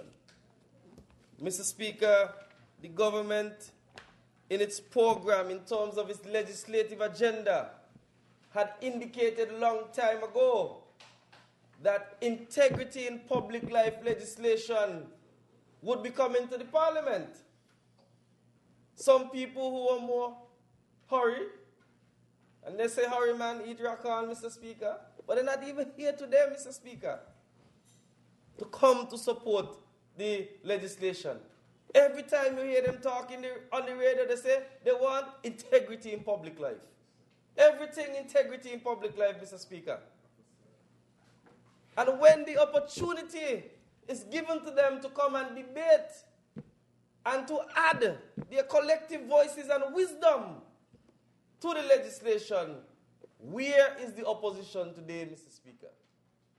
It clearly shows they are not serious about integrity in public life. They aren't serious about the business of this Parliament. It's all a smoke screen, Mr. Speaker. They're really not serious about ensuring that we get the best legislation in order to deal with the issue of integrity in public life. Mr. Speaker, you would have clearly heard the concerns expressed by the members of the government side on this piece of legislation. There are some deep concerns, Mr. Speaker. But the legislation is drafted as it is. And we have indicated clearly in the background to bring in this legislation that this has borne out of a series of consultations. We have looked at models all around the world, Mr. Speaker, in trying to come with a model that meets the national requirements in Kitts-Nevis.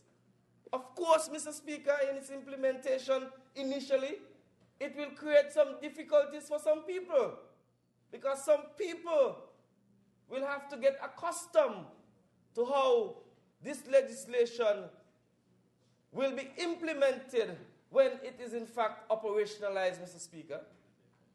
It is something that is new. And we would have looked at how it is done in St. Lucia, how it is done in Trinidad and Tobago, Mr. Speaker. They had their teething problems, and they have been able to overcome those problems. I am sure, as the members would have indicated, that education is going to be an essential element in building the awareness among those who are affected by this piece of legislation. But I dare say, Mr. Speaker, in this new environment that we operate in, where the buzzwords are transparency, accountability, good governance, this piece of legislation is indeed relevant. And I believe we have brought a balanced piece of legislation. Unlike any other legislation, Mr. Speaker, in time to come, it has to be reviewed. It has to be looked at, Mr. Speaker. And as the member for number 6 indicate, it may mean adding more names to the column in the first schedule. Others may disappear, Mr. Speaker, because some people may come and argue we should add judges and magistrates to the first schedule, Mr. Speaker. Some people may argue there's another category that we may have to add into that particular column. And so, Mr. Speaker, and superintendents and inspectors and customs officers, Mr. Speaker, some people may argue that, Mr. Speaker, but it's an evolving process. And at the right time, one will have to make the necessary adjustments to the legislation. But, Mr. Speaker, someone said corruption is a disease. It threatens the hopes of the poor for a better future for themselves and their families. It drains finances that may otherwise go to programs that bring education within the reach of poor people or health care to an ailing farmer. Mr. Speaker, you know Transparency International. You know how they watch these countries and they rate us based upon our legislative framework and based upon our regulatory framework. The World Bank has done a lot of work in this area, Mr. Speaker, and the Parliament has a role to play in dealing with the issue of integrity in public life, Mr. Speaker. What we are doing today in this Parliament, Mr. Speaker, is the government is legislating its official policy to fight against corruption in public life. And I believe that this is something that must be welcome in St. Kitts-Nevis, because the government of St. Kitts-Nevis subscribed to the principle of integrity, honesty, and transparency in public life. And you see, Mr. Speaker, you see, when you listen to the debate today, you realize some of the voices are saying that they have so much difficulty with some things in the legislation. But because they subscribe to the fundamental principles of integrity, honesty, and transparency in public office, they say, yes, we're going to go ahead with the legislation. Notwithstanding the deep concerns that they may have, Mr. Speaker, they understand that good governance has to be the order of the day. And if you have to put this type of legislation in place, well then, Mr. Speaker, they will support it. And that is why you have the members and the government side here today supporting this very landmark and far-reaching piece of legislation. All in an effort, Mr. Speaker, I say, to promote effective government here in St. Kitts-Nevis. With those few words, Mr. Speaker, I respectfully ask that this bill shortly entitled The Integrity in Public Life Bill 2012, receives its second reading in this Honourable House. May it please. Question is that the bill shortly entitled The Integrity in Public Life Bill 2012 read a second time. Those in favour? Aye. Those against? The ayes have it. A bill to make provision for codes of conduct and declarations of interest for public officials, for offences of abuse of office, misconduct, and neglect of duty, and in that connection to make provision for the establishment of the Integrity Commission, its powers and functions, and to provide for related or incidental matters. Bill shortly entitled The Integrity in Public Life Bill 2012 has been read a second time. House in committee.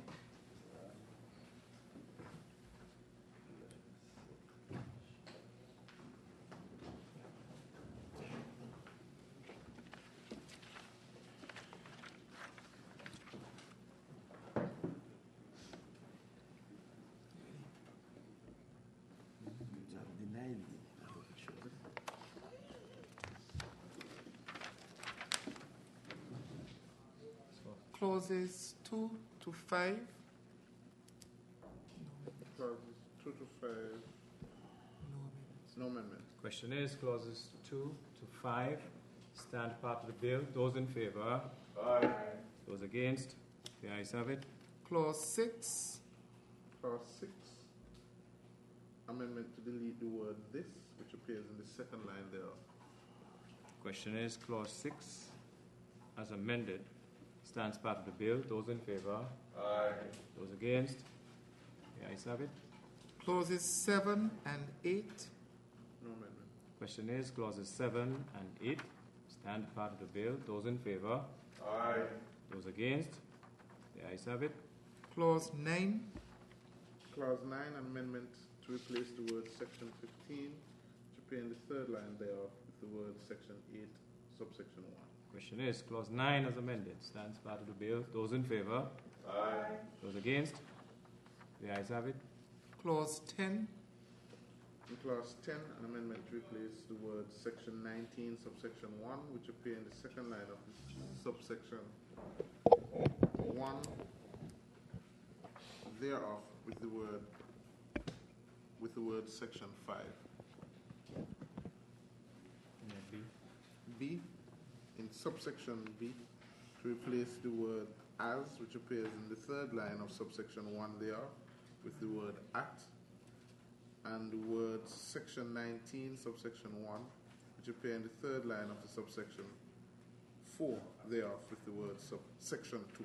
Forgiveness. Question is clause 10 as amended stands part of the bill. Those in favour? Aye. Those against? The ayes have it. Clauses 11 to 29. The question is clauses 11 to 26. You don't have one. You have double page? Sorry, double page. Oh, we don't have double page. 26. Oh, okay. 26. Question Clauses is 11 to clauses 26. 11 to 26 No amendments. stand part of the bill. Those in favour? Aye. Those against? The ayes have it. Clause 26. 27. 27. 27. Clause 27, an amendment to insert immediately after the words liable, appearing in subsection 2 thereof, the words on conviction to a fine not exceeding $30,000. Question is clause 27 as amended. Stands part of the bill. Those in favour? Aye. Those against? The ayes have it. Clause 28. In clause 28, to insert immediately after the word to, which appears in the third line thereof, the words a fine not exceeding $20,000 or 2. Question is clause 28 as amended. Stands part of the bill. Those in favour? Aye. Those against? The ayes have it. Clause 29. An amendment to clause 29 to insert immediately after the words on conviction, which appear in the 8th line thereof, the words to a fine not exceeding $15,000 or. Question is clause 29 as amended. Stands part of the bill. Those in favour? Aye. Those against?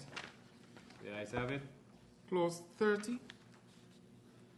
Clause 30, an amendment to insert immediately after the words on conviction, which appear in the fourth line of the subsection 1, thereof the words to a fine not exceeding $30,000 or.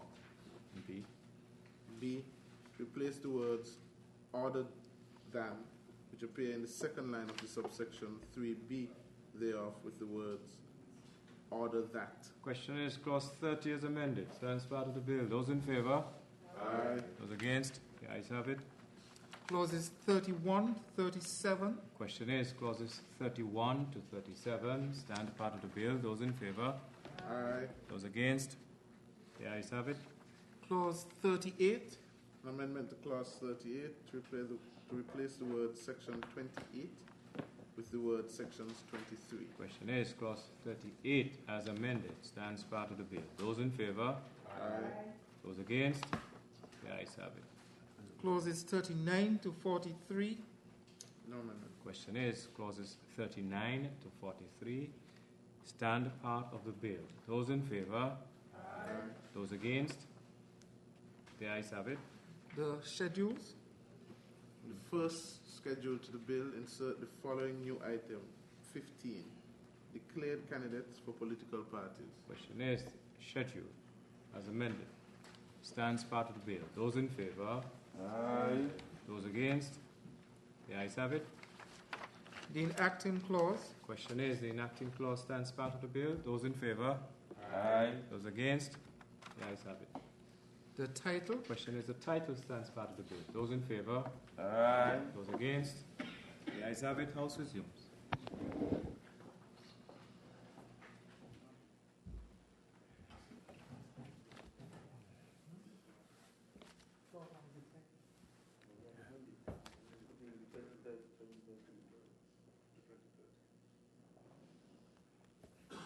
Housing Committee.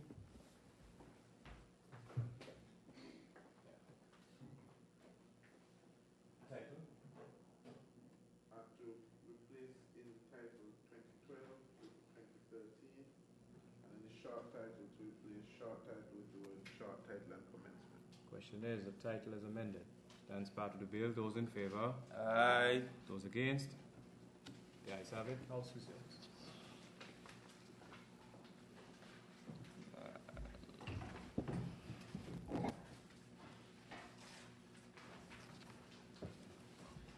Mr. Speaker, I rise to report that the bill has completed committee stage with a few but significant amendments.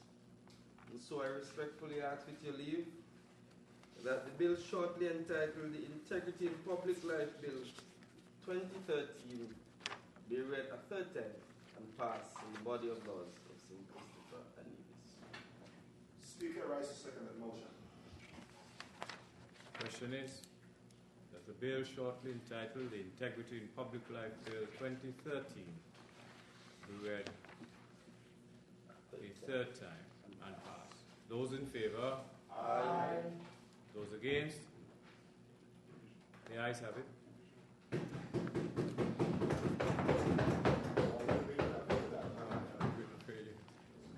A bill to make provision for codes of conduct and declarations of interest for public officials for the offences of abuse of office, misconduct, and neglect of duty, and in that connection to make provision for the establishment of Integrity Commission, its powers and functions, and to provide for related or incidental matters.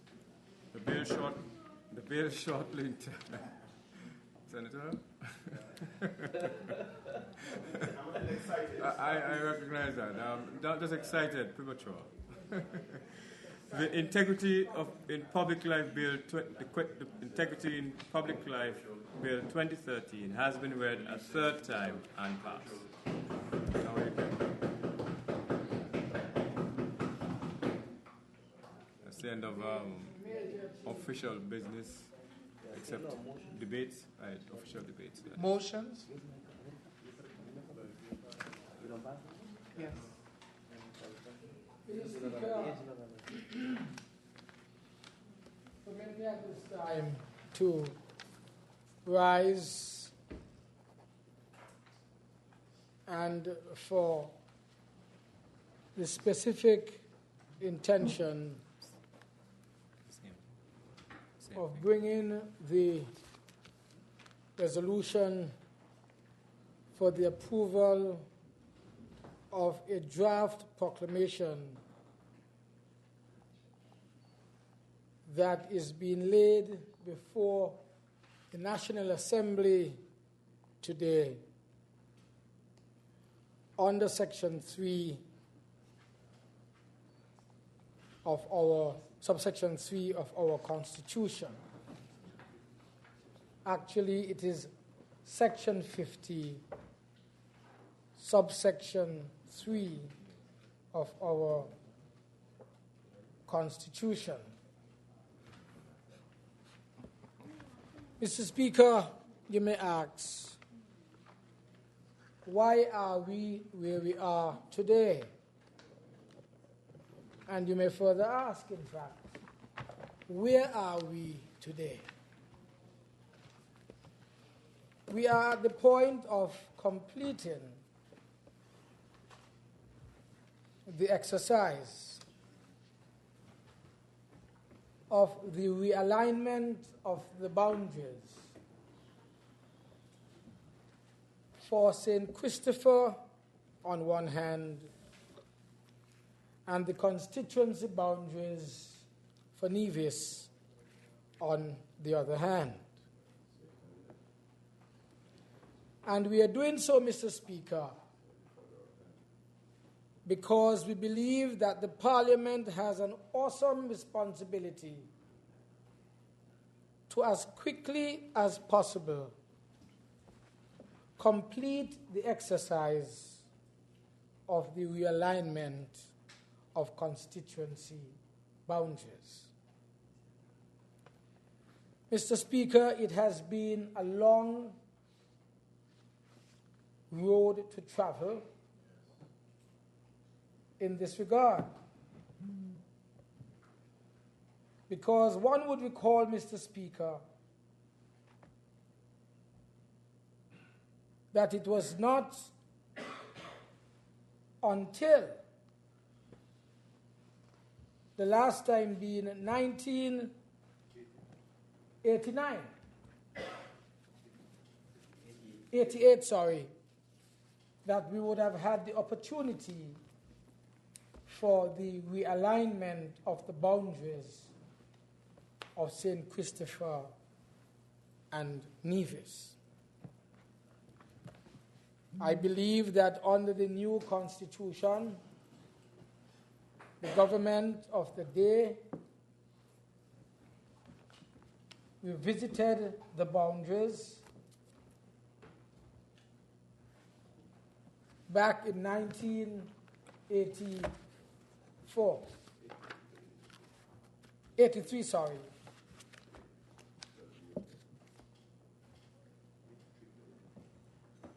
for the 1984 elections.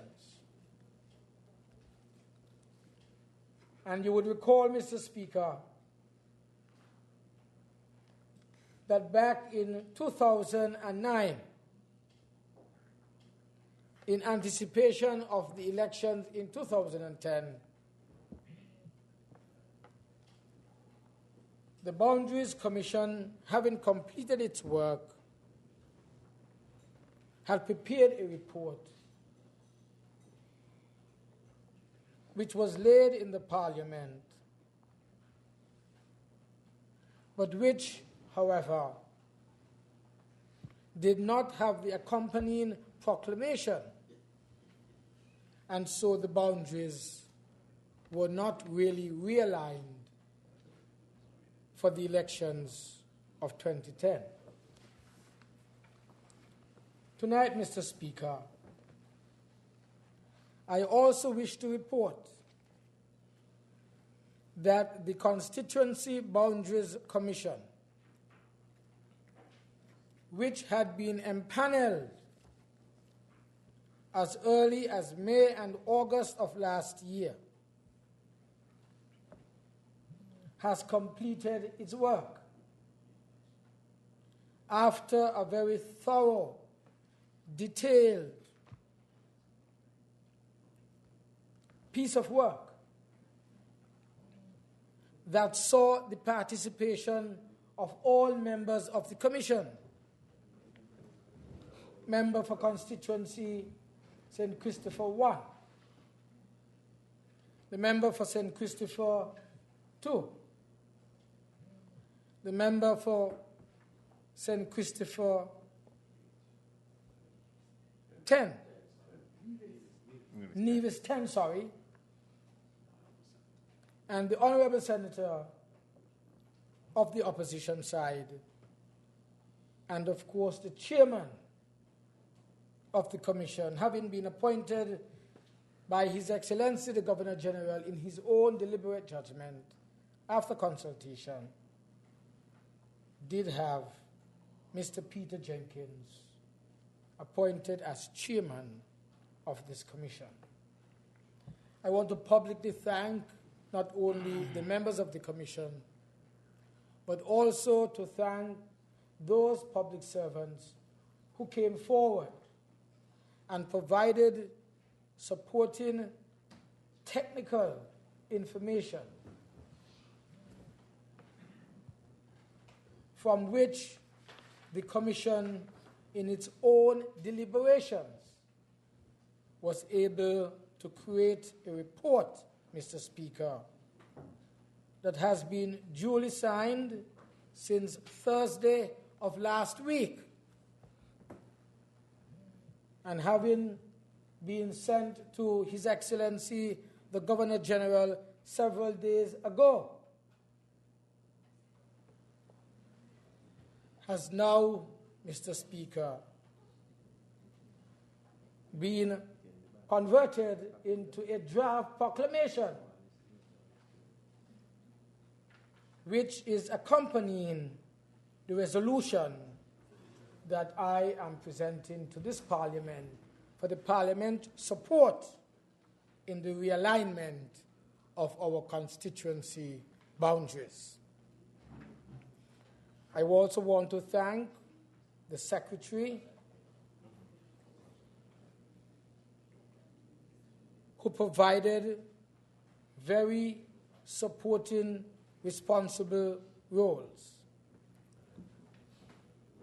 And all those, in fact, who have been associated with this matter that has been deliberated upon several months now and finally been brought to our Parliament for the appropriate constitutional activities that have to be pursued to ensure that the draft proclamation goes to the next level and to the next step before it can become part and parcel of the necessary new directives and regulations that would govern the constituencies which will be engaged in the upcoming general elections, which are due, of course, in 2015. I believe that no one can accuse the government of being irresponsible. The government has ensured that we do not fall into the pitfalls that surrounded this matter in 2009. I believe that the accusations that were leveled at the feet of this government for attempting to realign the boundaries when it was too late and too close to an election, that kind of criticism will not hold water this time. And even to those who are saying that bringing to Parliament today the result of the work of the members of the commission, drawn from various political parties. 2 members of the commission were drawn from the Labour Party representatives in Parliament. 1 was drawn from the CCM representation in Parliament, and the other was drawn from the People's Action Movement representative in Parliament. Thus, I commend all of the political parties that supported their representatives, who deliberated for several weeks and months, over a year of deliberations, in fact.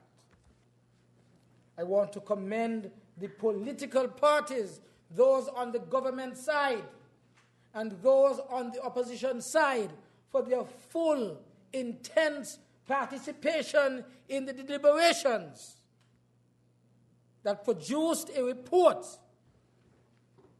that has now been reduced to a draft proclamation and sent to this Parliament to accompany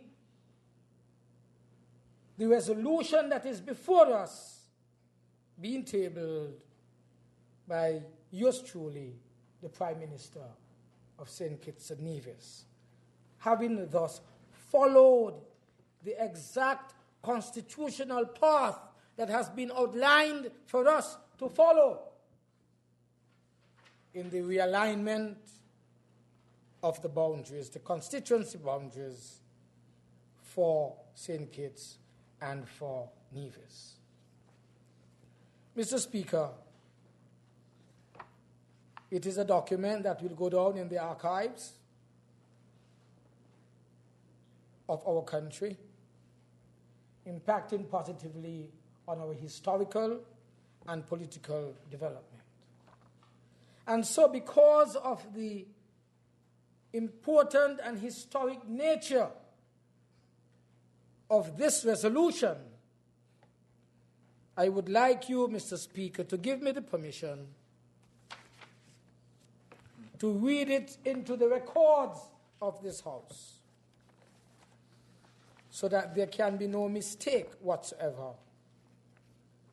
of what the resolution is before us. And then, Mr. Speaker, giving my colleagues here the opportunity to make any amendment that they may wish to have once it is supported by the Parliament,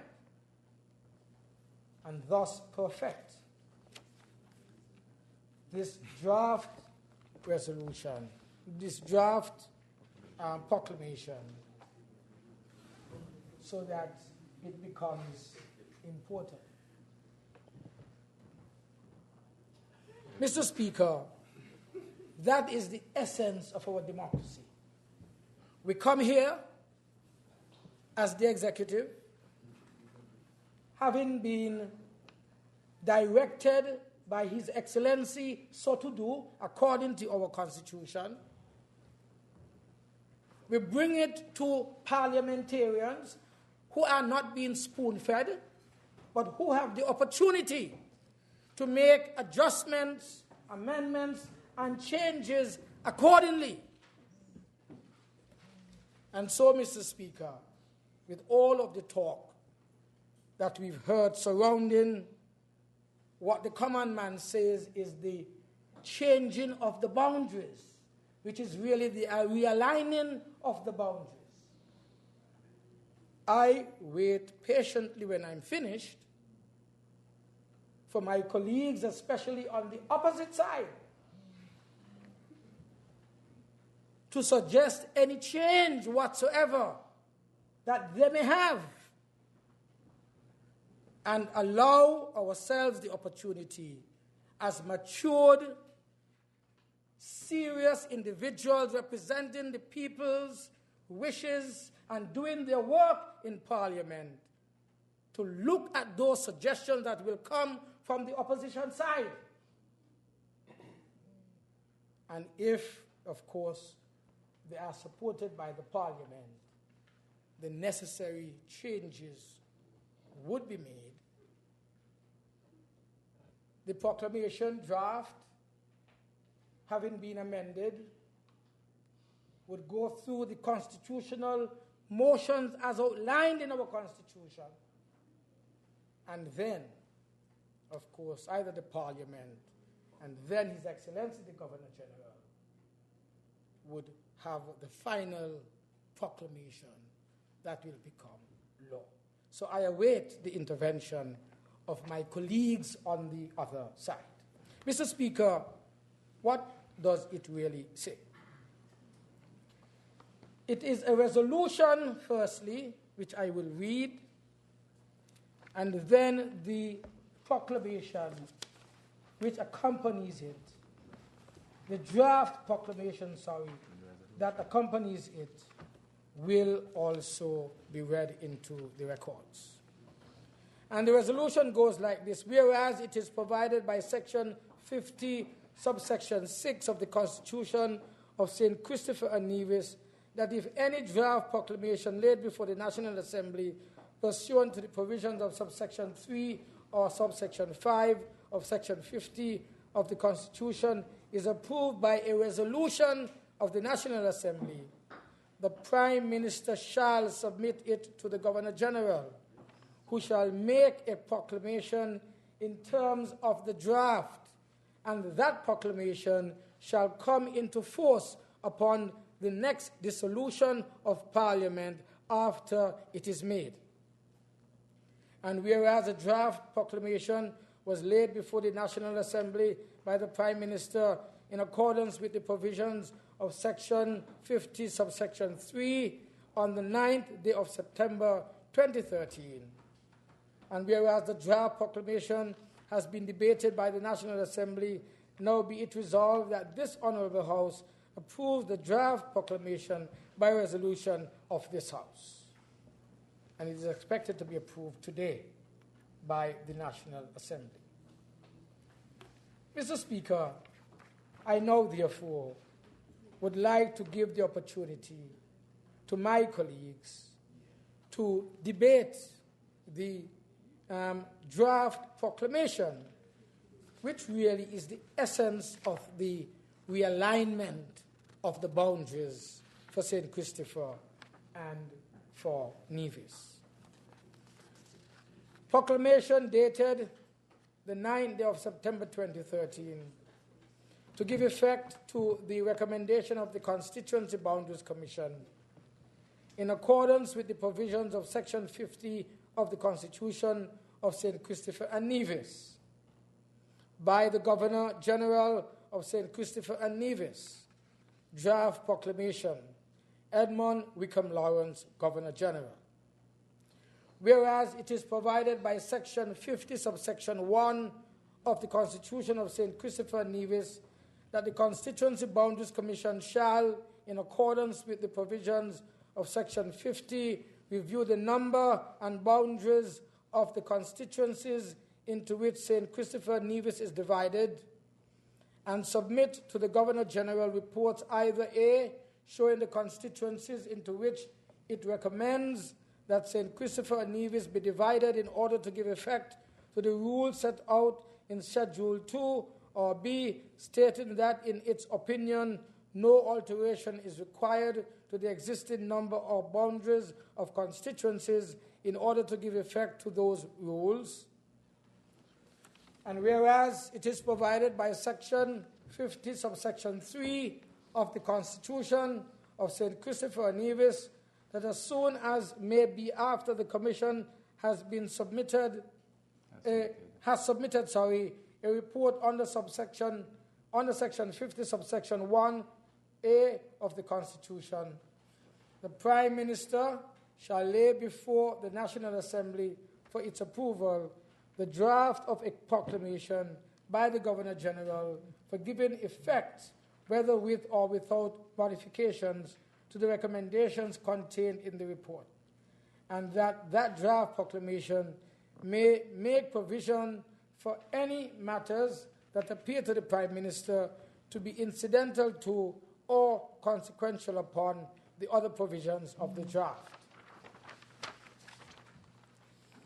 And whereas it is provided by Section 50, subsection 6 of the Constitution of St. Christopher and Nevis, that if any draft proclamation laid before the National Assembly under subsection 3 or subsection 5 of Section 50 of the Constitution is approved by a resolution of the National Assembly, the Prime Minister shall submit it to the Governor-General, who shall make a proclamation in terms of the draft, and that proclamation shall come into force upon the dissolution of Parliament after it is made.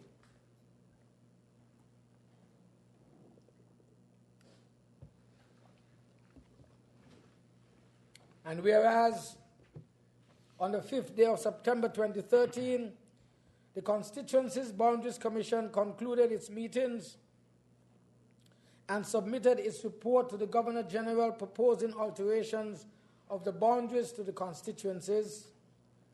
And whereas the Prime Minister, acting in accordance with the provisions of Section 50, subsection 3 of the Constitution, did on the 9th day of September 2013 lay before the National Assembly the draft of a proclamation to be made by the Governor-General for giving effect to the recommendations contained in the report of the Constituency Boundaries Commission. And whereas by resolution of the National Assembly at its sitting on the 9th day of September 2013, the draft proclamation was duly approved. And whereas the said proclamation has been submitted by the Prime Minister to the Governor-General, now therefore, I, Sir Edmund Wickham Lawrence, Knight Grand Cross of the Most Distinguished Order of St. Michael and St. George, Knight Commander of the Most Distinguished Order of St. Michael and St. George, Officer of the Most Excellent Order of the British Empire, Companion of the Star of Merit, Justice of the Peace, Governor-General of St. Christopher and Nevis, in exercise of the power conferred on me by Section 50, subsection 6 of the Constitution, do by this proclamation declare the following. 1. That there shall be 8 constituencies in the island of St. Christopher and 3 constituencies in the island of Nevis, and their respective boundaries shall be as contained in the schedule to this proclamation. 2. That the St. Christopher and Nevis Constituency Boundaries Order, SRNO number 25 of 1983, as amended by SRNOs numbers 20 and 21 of 1988, is hereby revoked. 3. That the draft proclamation by the Governor-General has been approved by a resolution of the National Assembly at its sitting on the 9th day of September 2013. 4. That this proclamation shall come into force upon the next dissolution of Parliament. And this is given under my hand and the public seal of the St. Christopher Nevis, this day of September 2013, and in the 62nd year of Her Majesty's reign. What, therefore, is the schedule pointing us to in terms of the proposed new boundaries? Looking at electoral constituency of St. Christopher I, it says that all that portion of the parish of St. George, described as follows: on the north by the parish boundary between St. George and St. Peter and its extension to Kim Collins Highway. thence south by a line running through the middle of Kim Collins Highway to the Frigate Bay Road. Then east and southeasterly along the Frigate Bay Road to the roundabout number 1 at Frigate Bay. Then continuing along the parish boundary easterly along the middle of the road that separates subdivisions DA/19C and DA/19B at Frigate Bay. Thence continuing south and southeasterly, along the parish boundary between St. Peter and St. George. Of course, bounded on the south and the southeast by the sea. On the west by a line running through the middle of 4th Street and Victoria Road and continuing to the parish boundary. That, Mr. Speaker, is the description of Constituency St. Christopher 1, which becomes effective when all of the matters pertaining to this would have been settled and the elections being run on this particular constituency boundaries. Electoral constituency of St. Christopher number 2. All that portion of the parish of St. George described as follows. On the north, by the parish of St. George, described as follows. On the north, by the parish boundary between St. George and St. Peter.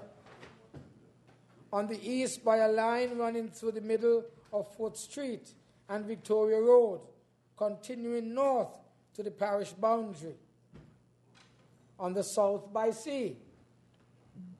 On the west, by a line running from the sea northward to the center of Wrigley Avenue and its continuation to the parish boundary, and to include the residents of Pine Garden Housing Development.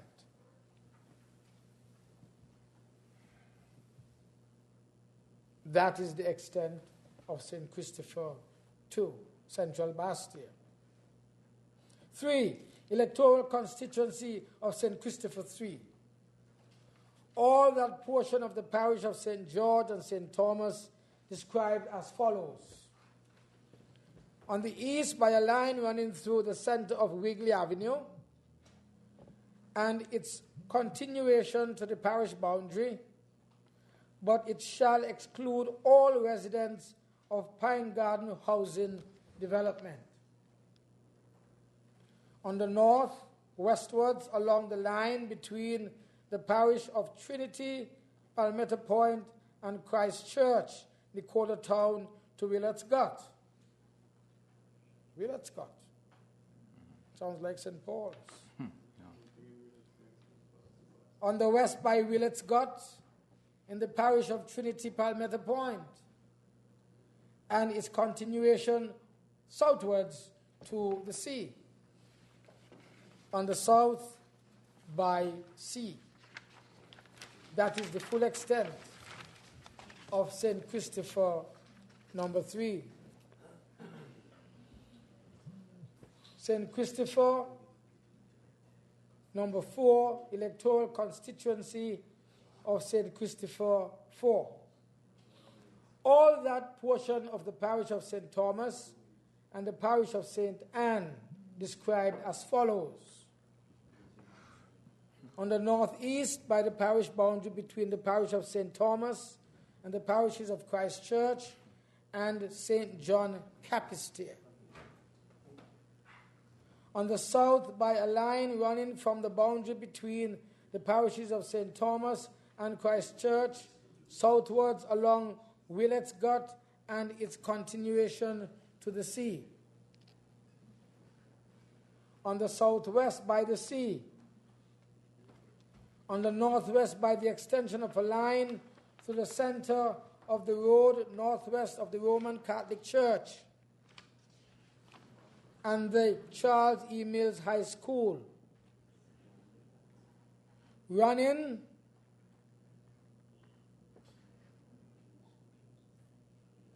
Continuing northeasterly along the center of the road between Farms Housing Development and Farms Meadows Housing Development to the parish boundary.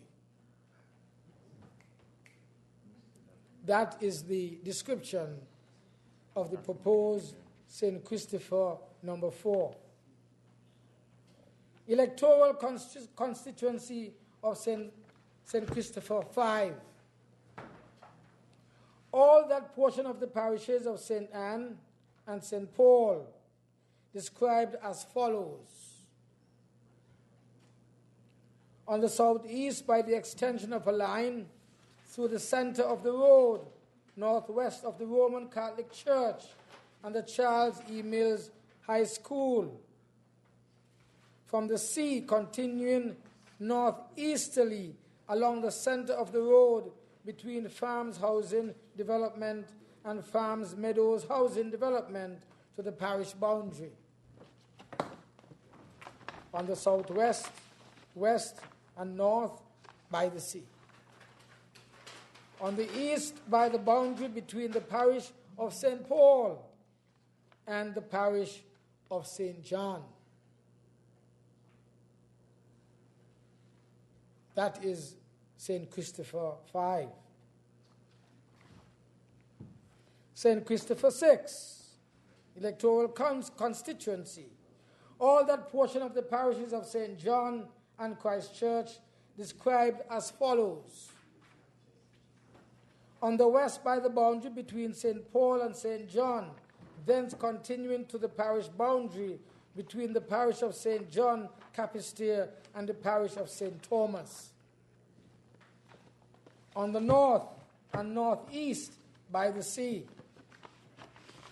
On the southeast by a line extending along the center of the main road at Borio.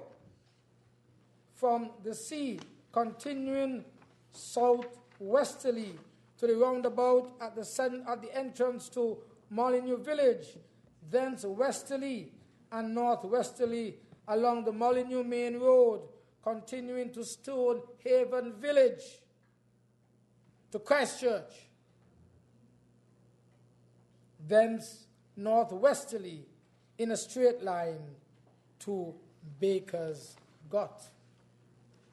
That is, and thence southwesterly along Baker's Gut to the parish boundary between Christchurch and the parish of St. Thomas. That is the extent of St. Christopher number 6. Electoral constituency of St. Christopher number 7. All that portion of the parishes of Christ Church and St. Mary bounded as follows. On the northwest by a line extending along the center of the main road at Borio, from the sea continuing southwesterly to the roundabout at the entrance to Molyneux Village, thence westerly and northwesterly along the Molyneux Main Road, continuing to Stonehaven Village to Christchurch, thence northwesterly in a straight line to Baker's Gut, thence southwesterly along Baker's Gut to the parish boundary between Christchurch and the parish of St. Thomas. Have a lot of St. Thomas.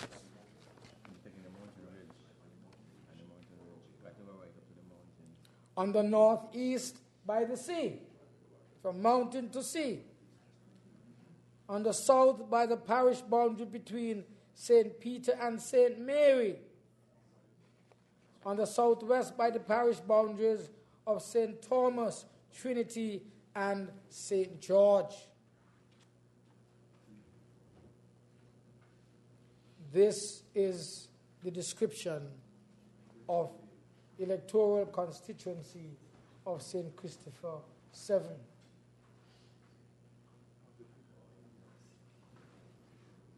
Electoral constituency of St. Christopher 8.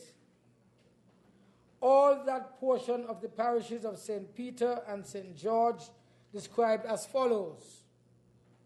On the north by parish boundary between St. Peter and St. Mary. On the northeast and east by the sea. On the west by the parish boundary of St. Peter.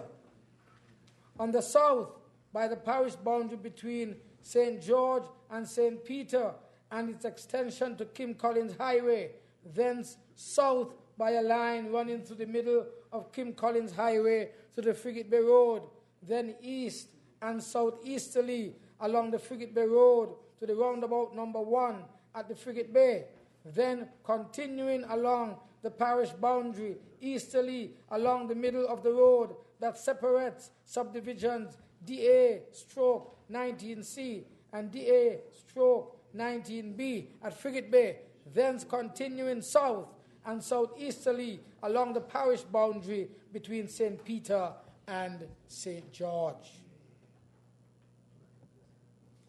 That is the description of the new St. Christopher number 8.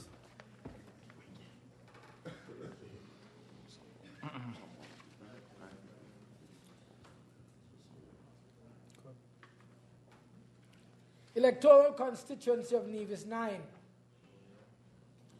All that portion of the parishes of St. John Fig Tree and St. Paul's Charlestown and St. George Gingerland described as follows.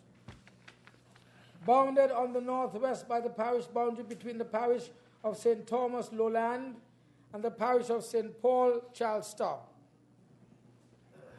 On the west, south, and southwest by the sea.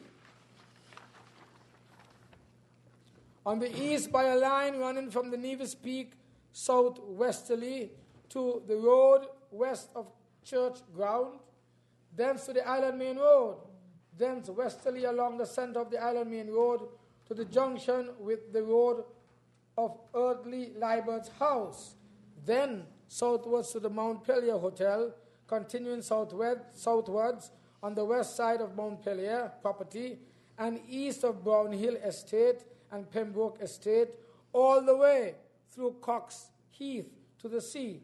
But the residents of Pond Hill, Beach Road, Hermitage, Coal Hill, Burden Pasture, Beaumont, Morning Star, Church Ground, Cox Heath, and Mount Pelier are not included. Those are excluded. That has been the description of Nevis 9. Electoral constituency of Nevis 10. All that portion of the parishes of St. George Gingerland and St. John Fig Tree described as follows. Bounded on the southeast by the parish boundary bounded by the northeast by the parish boundary between the parish of St. George Gingerland and the parish of St. James Windward. On the south and southwest by the sea. On the west by a line running from the Nevis Peak southwesterly to the road west of Church Ground, thence to the Island Main Road, then northwesterly along the center of the Island Main Road to the junction with the road of Earthly Libert's house, thence southwards to Mount Pelier Hotel, continuing southwards on the west side of Mount Pelier property and east of Brown Hill Estate and Pembroke Estate, all the way through Cox Heath to the sea. But the residents of Pond Hill, Beach Road, Hermitage, Coal Hill, Burden Pasture, Beaumont, Morning Star, Church Ground, Cox Heath, and Mount Pelier shall be included. Included.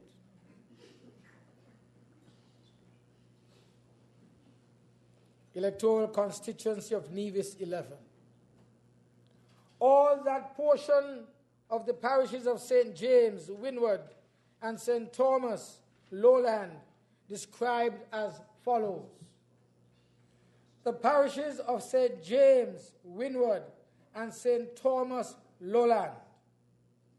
That is the description of Nevis 11 for the benefit of us all. Mr. Speaker, having gone through Mr. Speaker, the description as outlined in the draft proclamation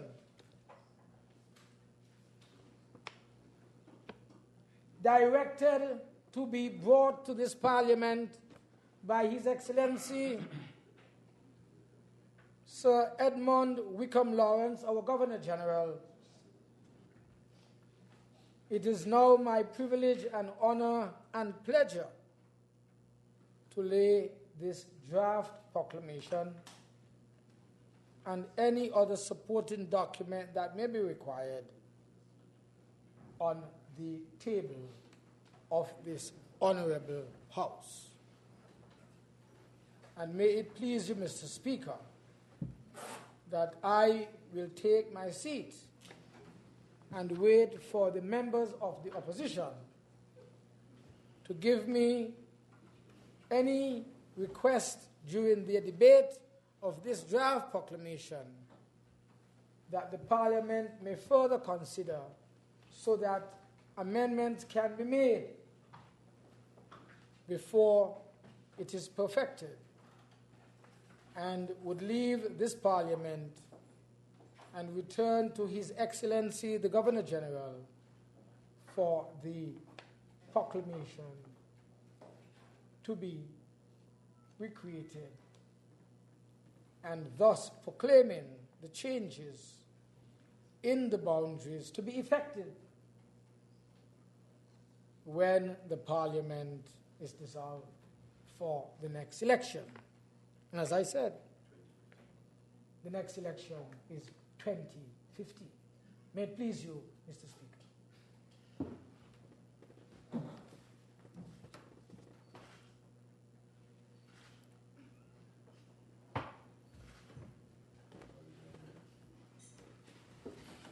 Any further contributions?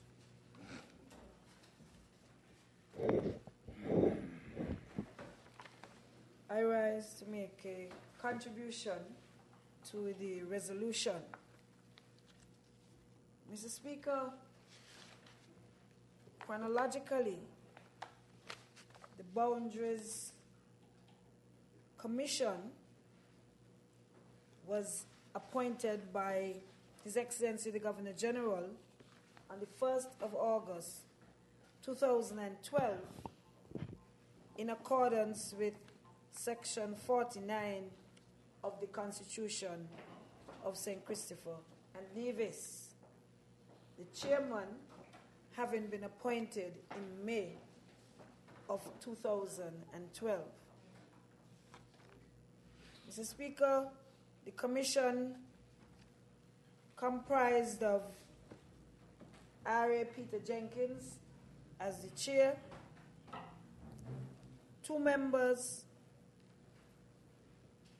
nominated by the Prime Minister or on the recommendation of the Prime Minister, the Honorable Earl Ashley Martin and yours truly, and 2 members on the recommendation of the Leader of the Opposition, the Honorable Vance Amory and the Honorable Vincent Byron. Mr. Speaker, I wish to say that when the commission was appointed on August 1st, it was appointed with consultation with the Leader of the Opposition, and I would say with the corporation. And so, in accordance with the Constitution, the Leader of the Opposition, on his recommendation, appointed the Honorable Vance Emery and the Honorable Vincent Byron to be part of the commission. The first meeting, Mr. Speaker, was held on the 6th of December, 2012. We had about 10 meetings, and in 8 of those 10 meetings, all of the members were present. So, of the 10 meetings, all of the members were present at 8 of the meetings. And in no meeting, which means the other 2, did we not have a majority. Mr. Speaker, I'm saying that because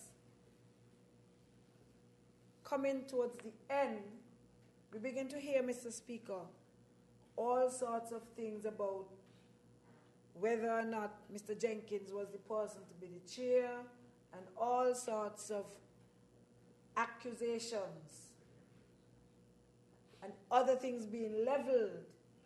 When he was appointed in August, we didn't hear anything.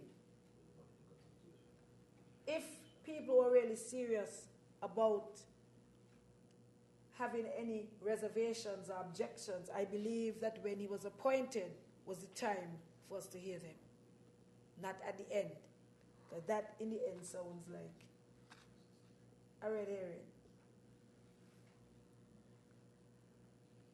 Mr. Speaker, for the records,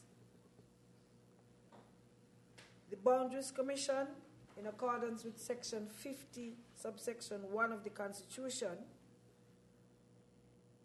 shall, in accordance with the provision of this section, review the number and boundaries of the constituencies into which St. Christopher and Nevis is divided, and submit to the Governor General reports, either A, showing the constituencies into which it recommends that St. Christopher and Nevis should be divided in order to give effect to the rules set out in Schedule 2, or B, stating that in its opinion, no alteration is required to the existing number or boundaries of constituencies in order to give effect to those rules. I wish to point out here, Mr. Speaker, that the last time we had a review,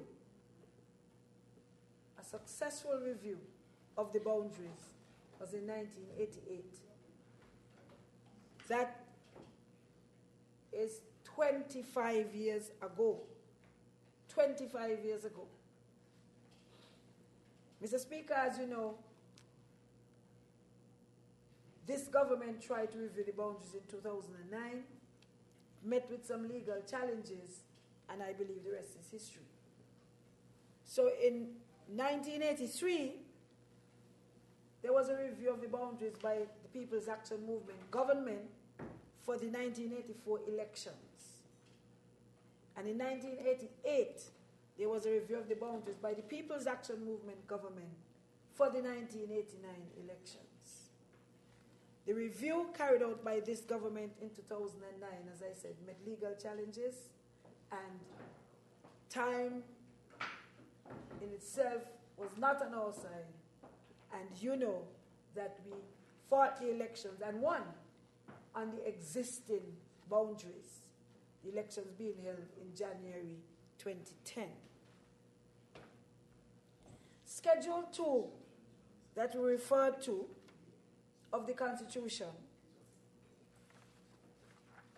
and if I may, says there shall be not less Schedule 2:1, there shall be not less than 8 constituencies in the island of St. Christopher, and not less than 3 constituencies in the island of Nevis. And if the number of constituencies is increased beyond 11, not less than 1/3 of their number shall be in the island of Nevis. This was considered by the committee, and it was unanimously decided that we shall retain the 11 constituencies in St. Kitts and Nevis.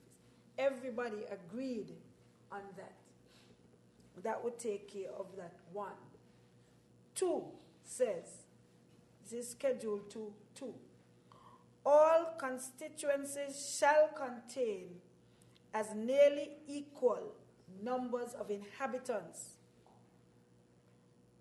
as appears to the Constituency Boundaries Commission to be reasonably practicable, but the Commission may depart from this rule to such extent as it considers expedient to take account of the following factors. That is to say, A, the requirement of Rule 1 and the differences in the density of the populations in the respective islands of St. Christopher and Nevis. B, the need to ensure adequate representation of sparsely populated rural areas. C, the means of communication. D, geographical feature. And E, existing administrative boundaries. So all of this was taken into consideration. However, the Commission considered that the overarching rule was for equality in the number of inhabitants, or near equal number of inhabitants in each constituency, and that you may depart from that rule, and in so doing to consider those, take into consideration those matters that I just mentioned from A to E. But the overarching rule was equal or near equal inhabitants in every constituency.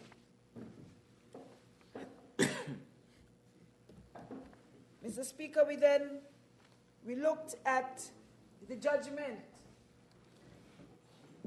the High Court judgment of 2009, to ensure that we don't repeat the mistakes of 2009. We looked at the census report for 2011.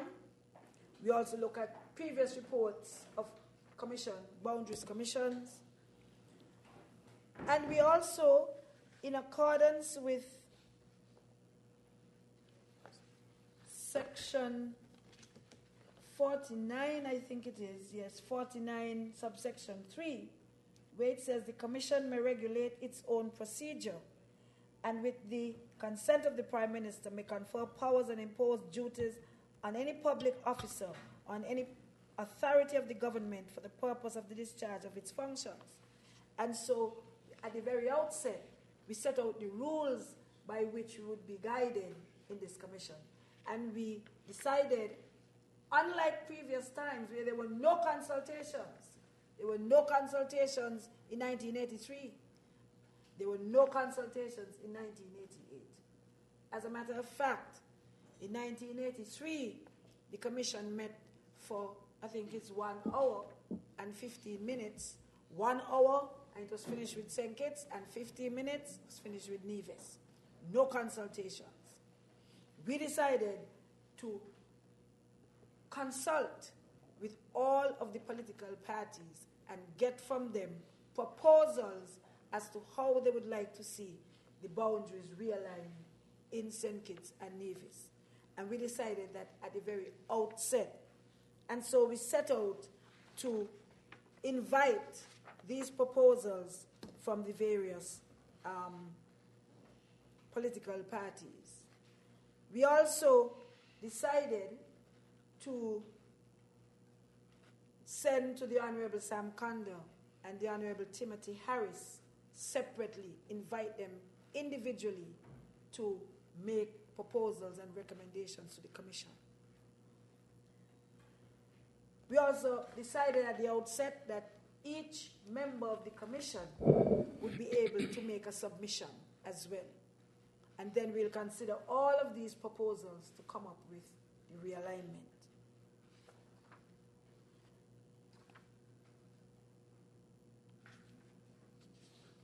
We had some challenges early in that there were some objections to the Commission doing its work, where it was said that there was a confidence motion before the National Assembly. It was also said that we should not use the preliminary census report because they're only preliminary. But the Commission agreed, we all agreed, unanimously agreed, that we would seek legal advice on these matters, which the Commission did. So we sought and obtained legal advice on whether or not we can proceed, even though the no confidence motion is there, and on whether or not we can use the preliminary census report. And we got the legal opinions back, we discussed them, and the report, the legal opinion was that the no confidence motion had nothing to do with the work of the Commission, so we proceeded, and that the preliminary census report could be used with some additions to it, like getting in some of the experts to come in to fill any gaps that are there. And we did just that. We got in the statistician, St. Kitts-Nevis. We got in the Director of Physical Planning and Environment, and we also had Mr. James Buchanan as a private land surveyor to give technical input to the committee.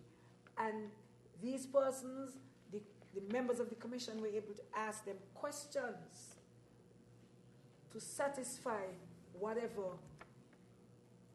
difficulties they had with the preliminary report. I want to say here, Mr. Speaker, that in some instances, persons were confusing inhabitants with voters. The Constitution does not speak to voters, it speaks to inhabitants, because a parliamentary representative must look after all of the people in a constituency, not just the people who vote. Because you have to remember that many of these persons are children who are under the age of 18 and who cannot vote. But that does not mean that they must not be represented, because you have to look after the children. And so it is not a question of voters, and I think some people were confusing that. It's a question of inhabitants. And what we're saying is that it cannot be that a representative would have 2,500 people to look after, and another one would have 5,000 people to look after. And it's the same pay. It cannot be. And so that is one of the reasons behind the equality and the equality. So you can have equal representation. That's one of the things that equal representation means, that you have equal or near equal numbers of inhabitants per representative.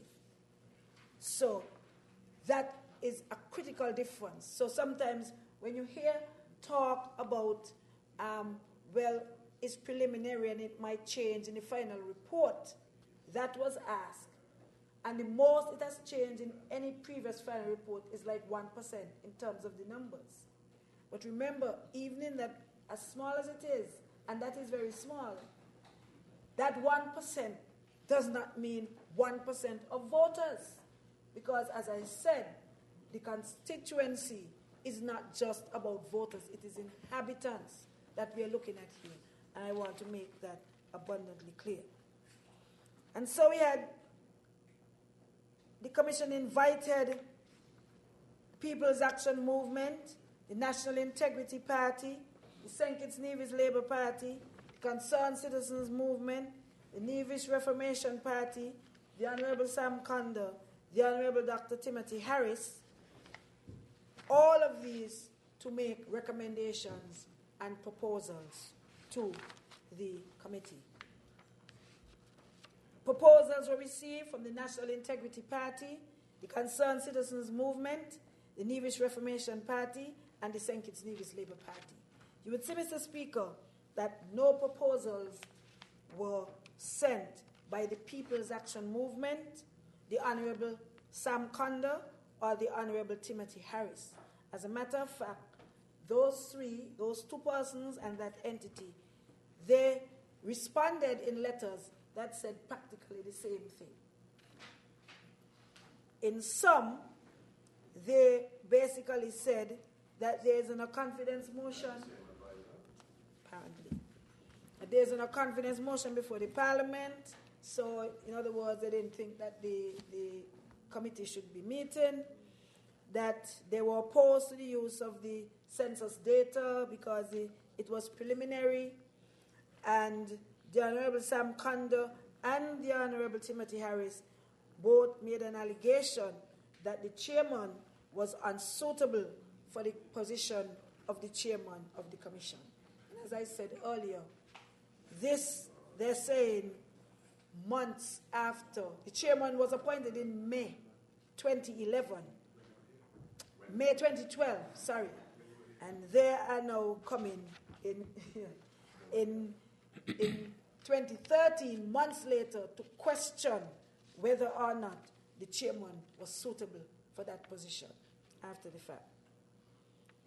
So we looked at the population of St. Kitts and Nevis according to the census report, and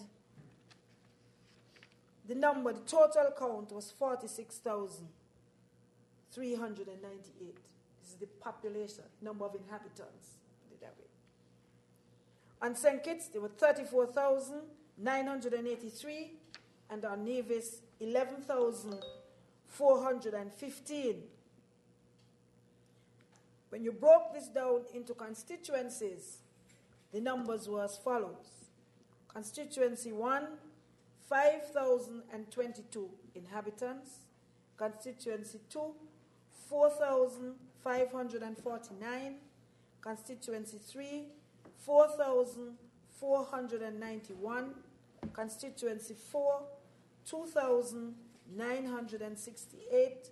Constituency 5, 2,798. Constituency 6, 4,550. Constituency 7, 3,647. And Constituency 8, 6,764. And on Nevis, Nevis 9, 5,220. Nevis 10, 2,376. And Nevis 11, 3,819. Those were the numbers for the 11 constituencies as per inhabitants. The committee then decided that it would come up with a mean, an average number of inhabitants per constituency. And so those numbers were divided by 8 and 3 respectively.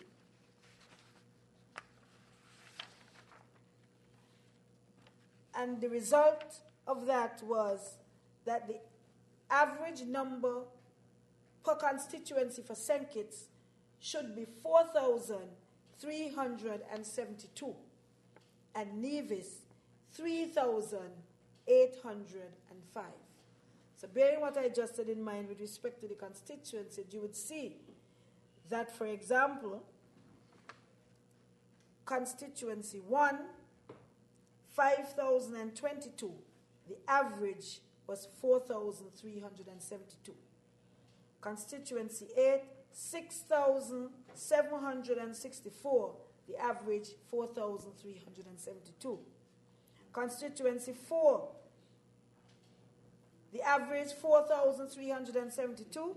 Constituency 4 had 2,968. And constituency 5, 2,798, the average being 4,372. With respect to Nevis, the average 3,805, but Nevis 9 had 5,220. Nevis 10, 2,376. And so, coming up with these averages, the Commission then proceeded to try to get each constituency to have as close as possible equal numbers of inhabitants in each of the constituencies in St. Kitts and Nevis, pretty much close to the average that we came up with. So, in the first place, it was unanimously agreed that the constituencies, the number of constituencies would not change. And then we would divide the constituencies to get an average of 4,372 in St. Kitts, or pretty much close to that, and an average of 3,805 in Nevis, or pretty much close to that.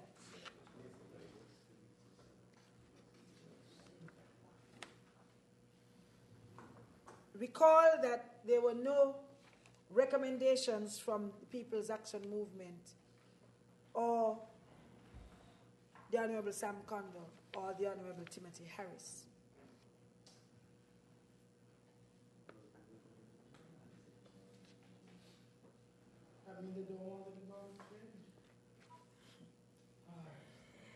When we have looked at all the recommendations that were before the Commission, the following were recommended as the new boundaries, the new constituencies.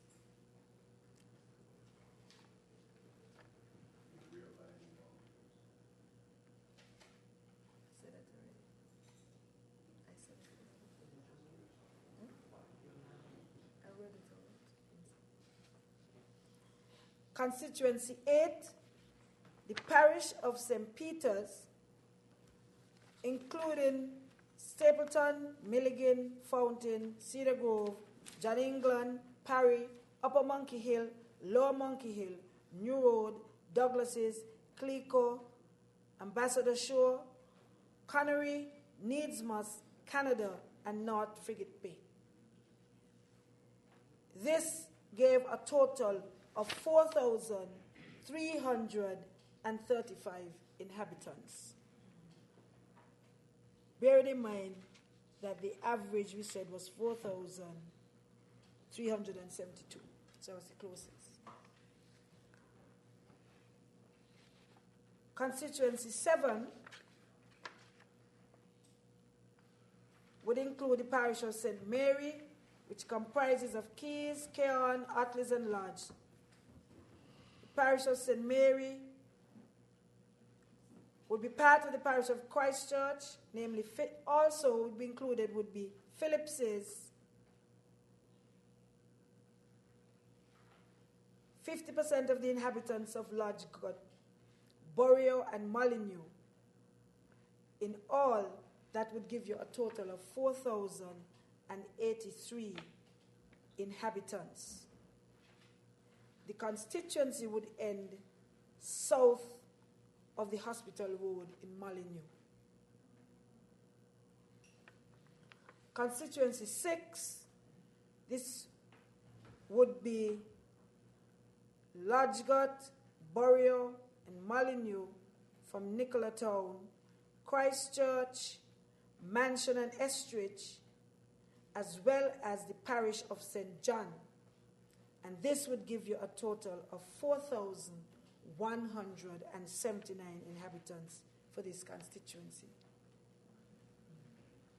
And the parish of St. John includes Tabernacle, Stonecastle, Lynches, Lavington, Sadlers, Harrises, Bellevue, Parsons, Pogsons, and Deep Bay.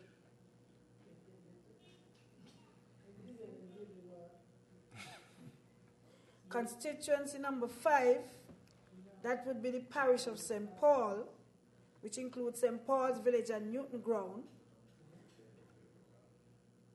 And you add to that part of the parish of St. Anne. The line of demarcation for the end of this constituency would be at the Sacred Heart Catholic Church. This constituency would have a total of 4,139 inhabitants. Constituency 4 would include 1,100 inhabitants from the parish of St. Anne, 2,479 inhabitants from the parish of St. Thomas, and 481 inhabitants from Challengers, North, and Stoneford, being a total of 4,060 inhabitants for constituency 4. The parish of St. Thomas includes New Guinea, Brimstone Hill, Halfway Tree, Godwin Gut, Confipps, Middle Island, Virchiles, Franklands, and Old Road. Constituency 3. This constituency will remain unadjusted. It remains as it is because the existing number of inhabitants in the census report was 4,491. And so the commission felt that it fell close to or within the average. So constituency 3 remains as it is. No.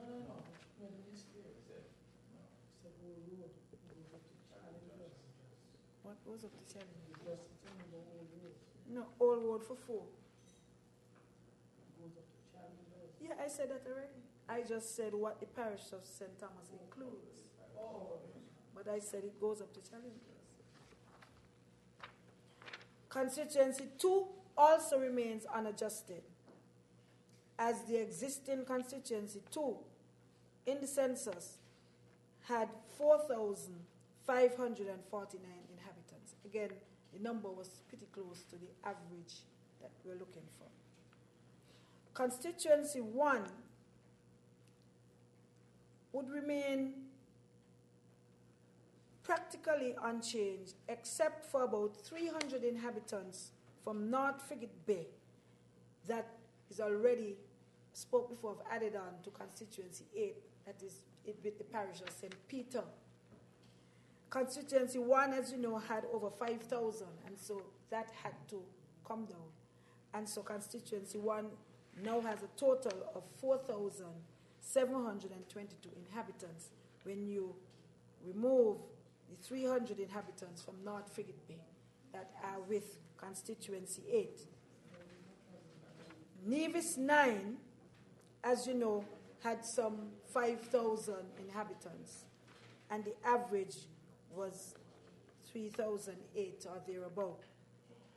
And so a total of 1,357 inhabitants were removed from that constituency.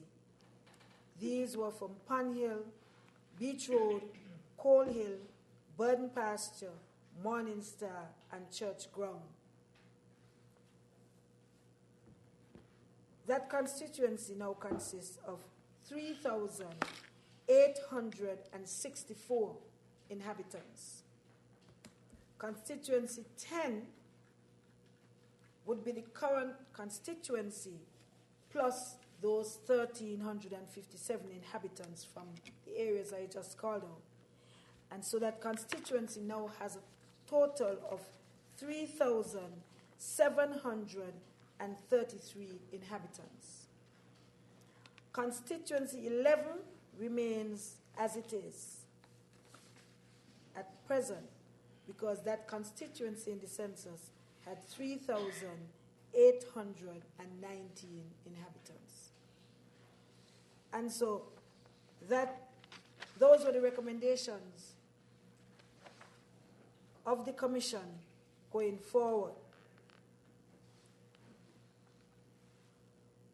Mr. Speaker, it's interesting to note that at the end of the day, when it came to the signing of the report, that it was signed by 4 of the 5 persons on the commission.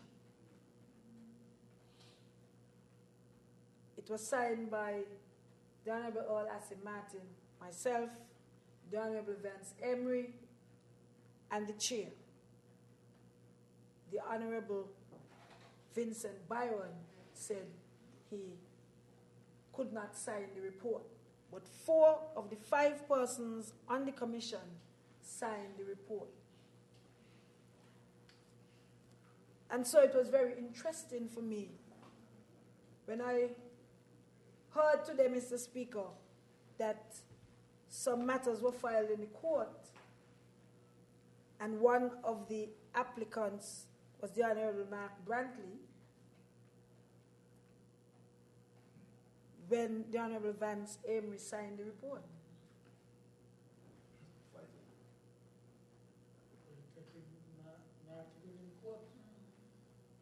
Well, you're free to interpret it as you... But it could not be because he's on the commission. but I just said it. I found that very interesting. I also found quite interesting the fact that the Honorable Sam Conda is not one of the applicants in this matter. I would think that in unity, Mr. Speaker, that we will be all coming together to bring this matter before the court.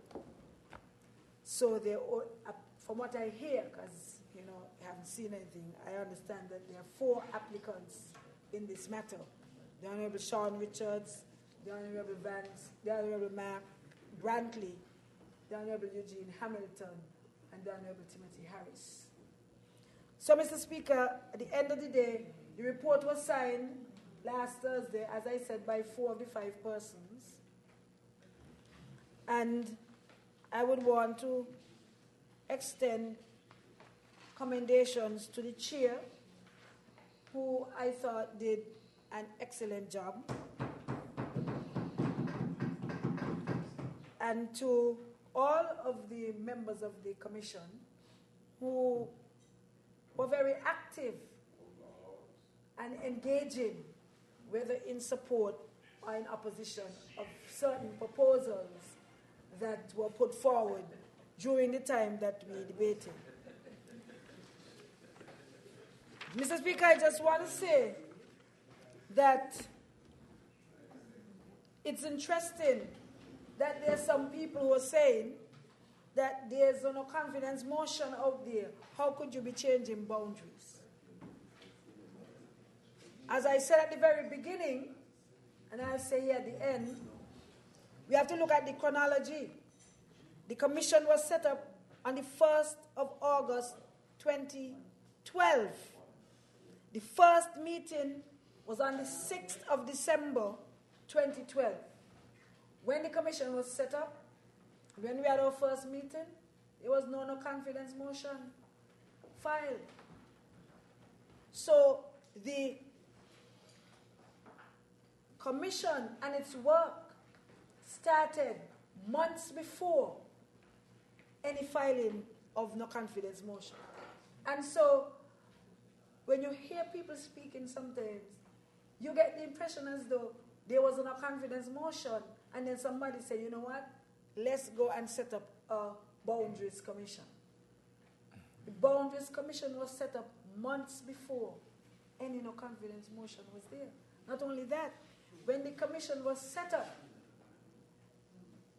the 2 defectors were on the side of the House. And I don't know, if we were not mind readers, Mr. Speaker, we would not know that they would defect. So as a matter of fact, when we set up the commission in August, we set it up in order to be in time for elections in 2015. So you have to be very early because this is 2012. So it's interesting to hear people saying, oh, look how they're sort of hustling off this boundaries commission. When we set up the boundaries commission, we had no idea that we're going to have people defecting. I suppose they and their newfound friends knew. But we certainly didn't on the side say it's like the boundaries commission was set up to rush anything. And in fact, Mr. Speaker, the boundaries commission, this is now September 2013. So in any event, it's more than a year that we've been meeting. More than a year, because we were set up in August of 2012, and this is September 2013. So I think we need to get the chronology right. And I want to say, Mr. Speaker, that we, as I said, had a very lively discussions on both sides. And I think that what is recommended comes out of genuine engagement by all members of the commission. And the fact that the Honorable Vance Emery signed the report speaks volumes, Mr. Speaker. And so, Mr. Speaker, I just wish to give my support to the resolution and wish it safe passage. May it speak you, please you, Mr. Speaker.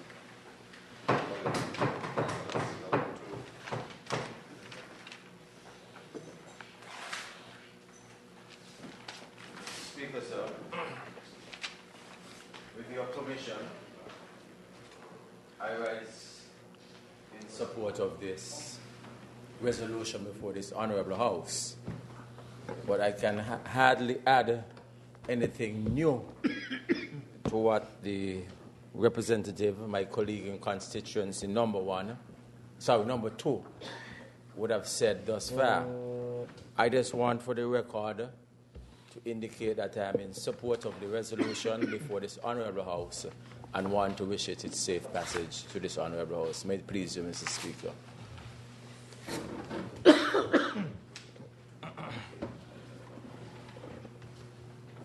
Mr. Speaker, I rise again. Firstly, to thank my colleagues on this side of the Honorable House and my colleagues on the other side as well for their very, very supportive role that they have played this evening on this matter, which is the motion that is properly in the form of a resolution attempting to change, or attempting, I should say, to realign the constituency boundaries in the electoral districts of St. Christopher and also those of Nevis. And also, Mr. Speaker, to have the opportunity to lay on the table of this Honorable House the draft proclamation which accompanied the resolution and which, Mr. Speaker, has been compressed from the Constituency Boundaries Commission report that was, as I said before, delivered to His Excellency the Governor General last week, Thursday, in accordance with the Constitution of St. Christopher and Nevis, and now being brought to this Parliament for the Parliament to make any amendment, change, or suggestion to perfect it, after which it would be further refined and become the proclamation issued by His Excellency the Governor General for the realignment of the boundaries. This realignment becoming effective on the dissolution of our Parliament for general elections, which we are anticipating would be in 2015. Some may say it's a long time to wait.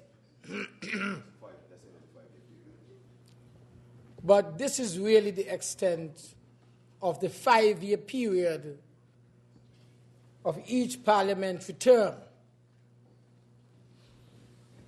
And I make mention of it in particular because I believe that when the Parliament would have eventually taken a position on this matter, there would be reflected, as a result of the realignment of the boundaries, some of the communities would have shifted from being contained within one constituency and another.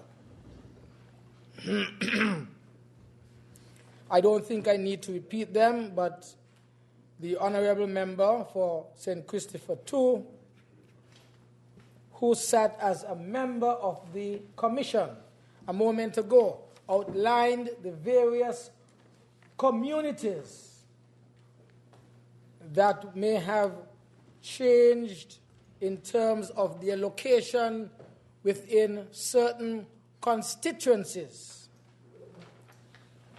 And as a result of those changes in constituencies, communities, then of course there has to be time for people to become accustomed and adjusted.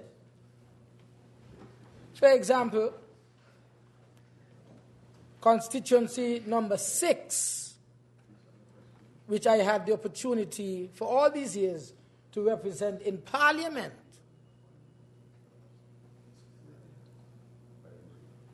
would not be the same communities that I have represented before. There seemed to be a new number 6 in terms of the different communities which are in number 6. And it seemed as though the Commission has forced me into a new constituency called 5, if I were to continue to represent people in this country. So, we configure. So, that is why I think it will take time for people to become aware of where they will now vote, what communities will be in what constituencies. And so I'm now being told, for example, that if I were to become the candidate in the new constituency number 5,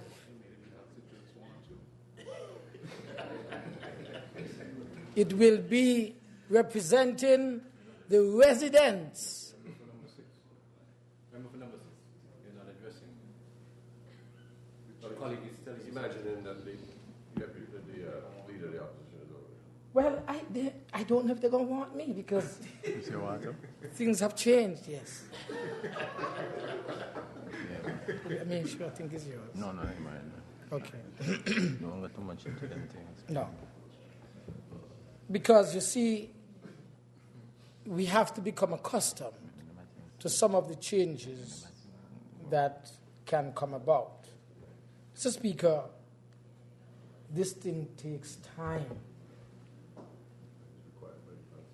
And that is what is required, really, by the Constitution.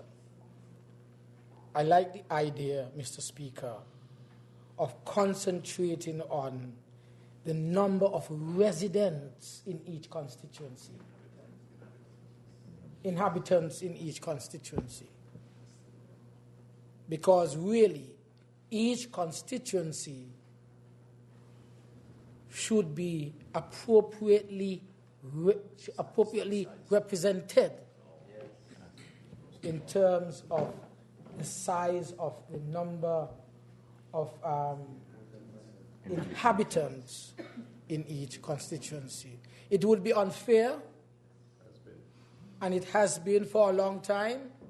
We are one representative, like number 8, has to represent 6,700 inhabitants.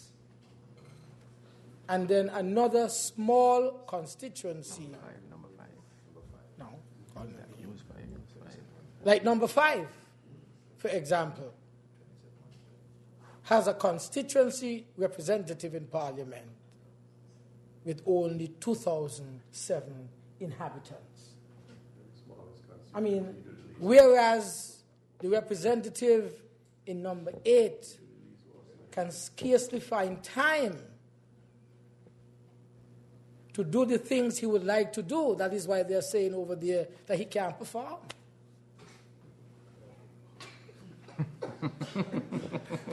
Can't perform. It's too much people for him to handle. But you have in constituency number 5 so few inhabitants that, no, my boy has time to lie. Lie a lot.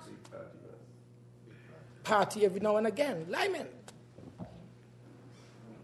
And so we believe that the commission is right in looking at the size of each constituency being as near equal as possible based on the number of inhabitants. And I think this is a landmark situation that we have arrived at.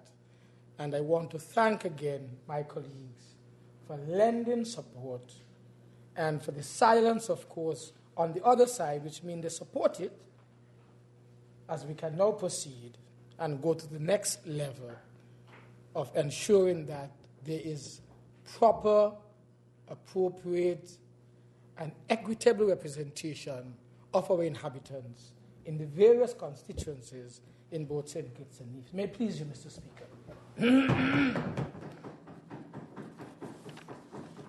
Question is that the resolution be approved as read.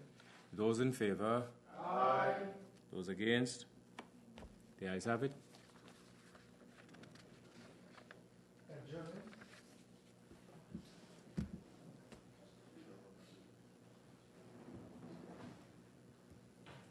Mr. Speaker, I rise to respectfully ask that this Honorable House now stands adjourned, sine die.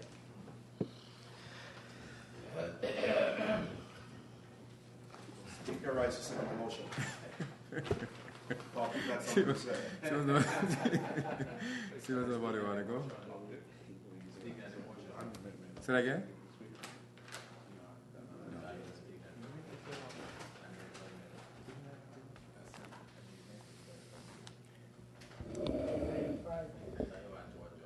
The question is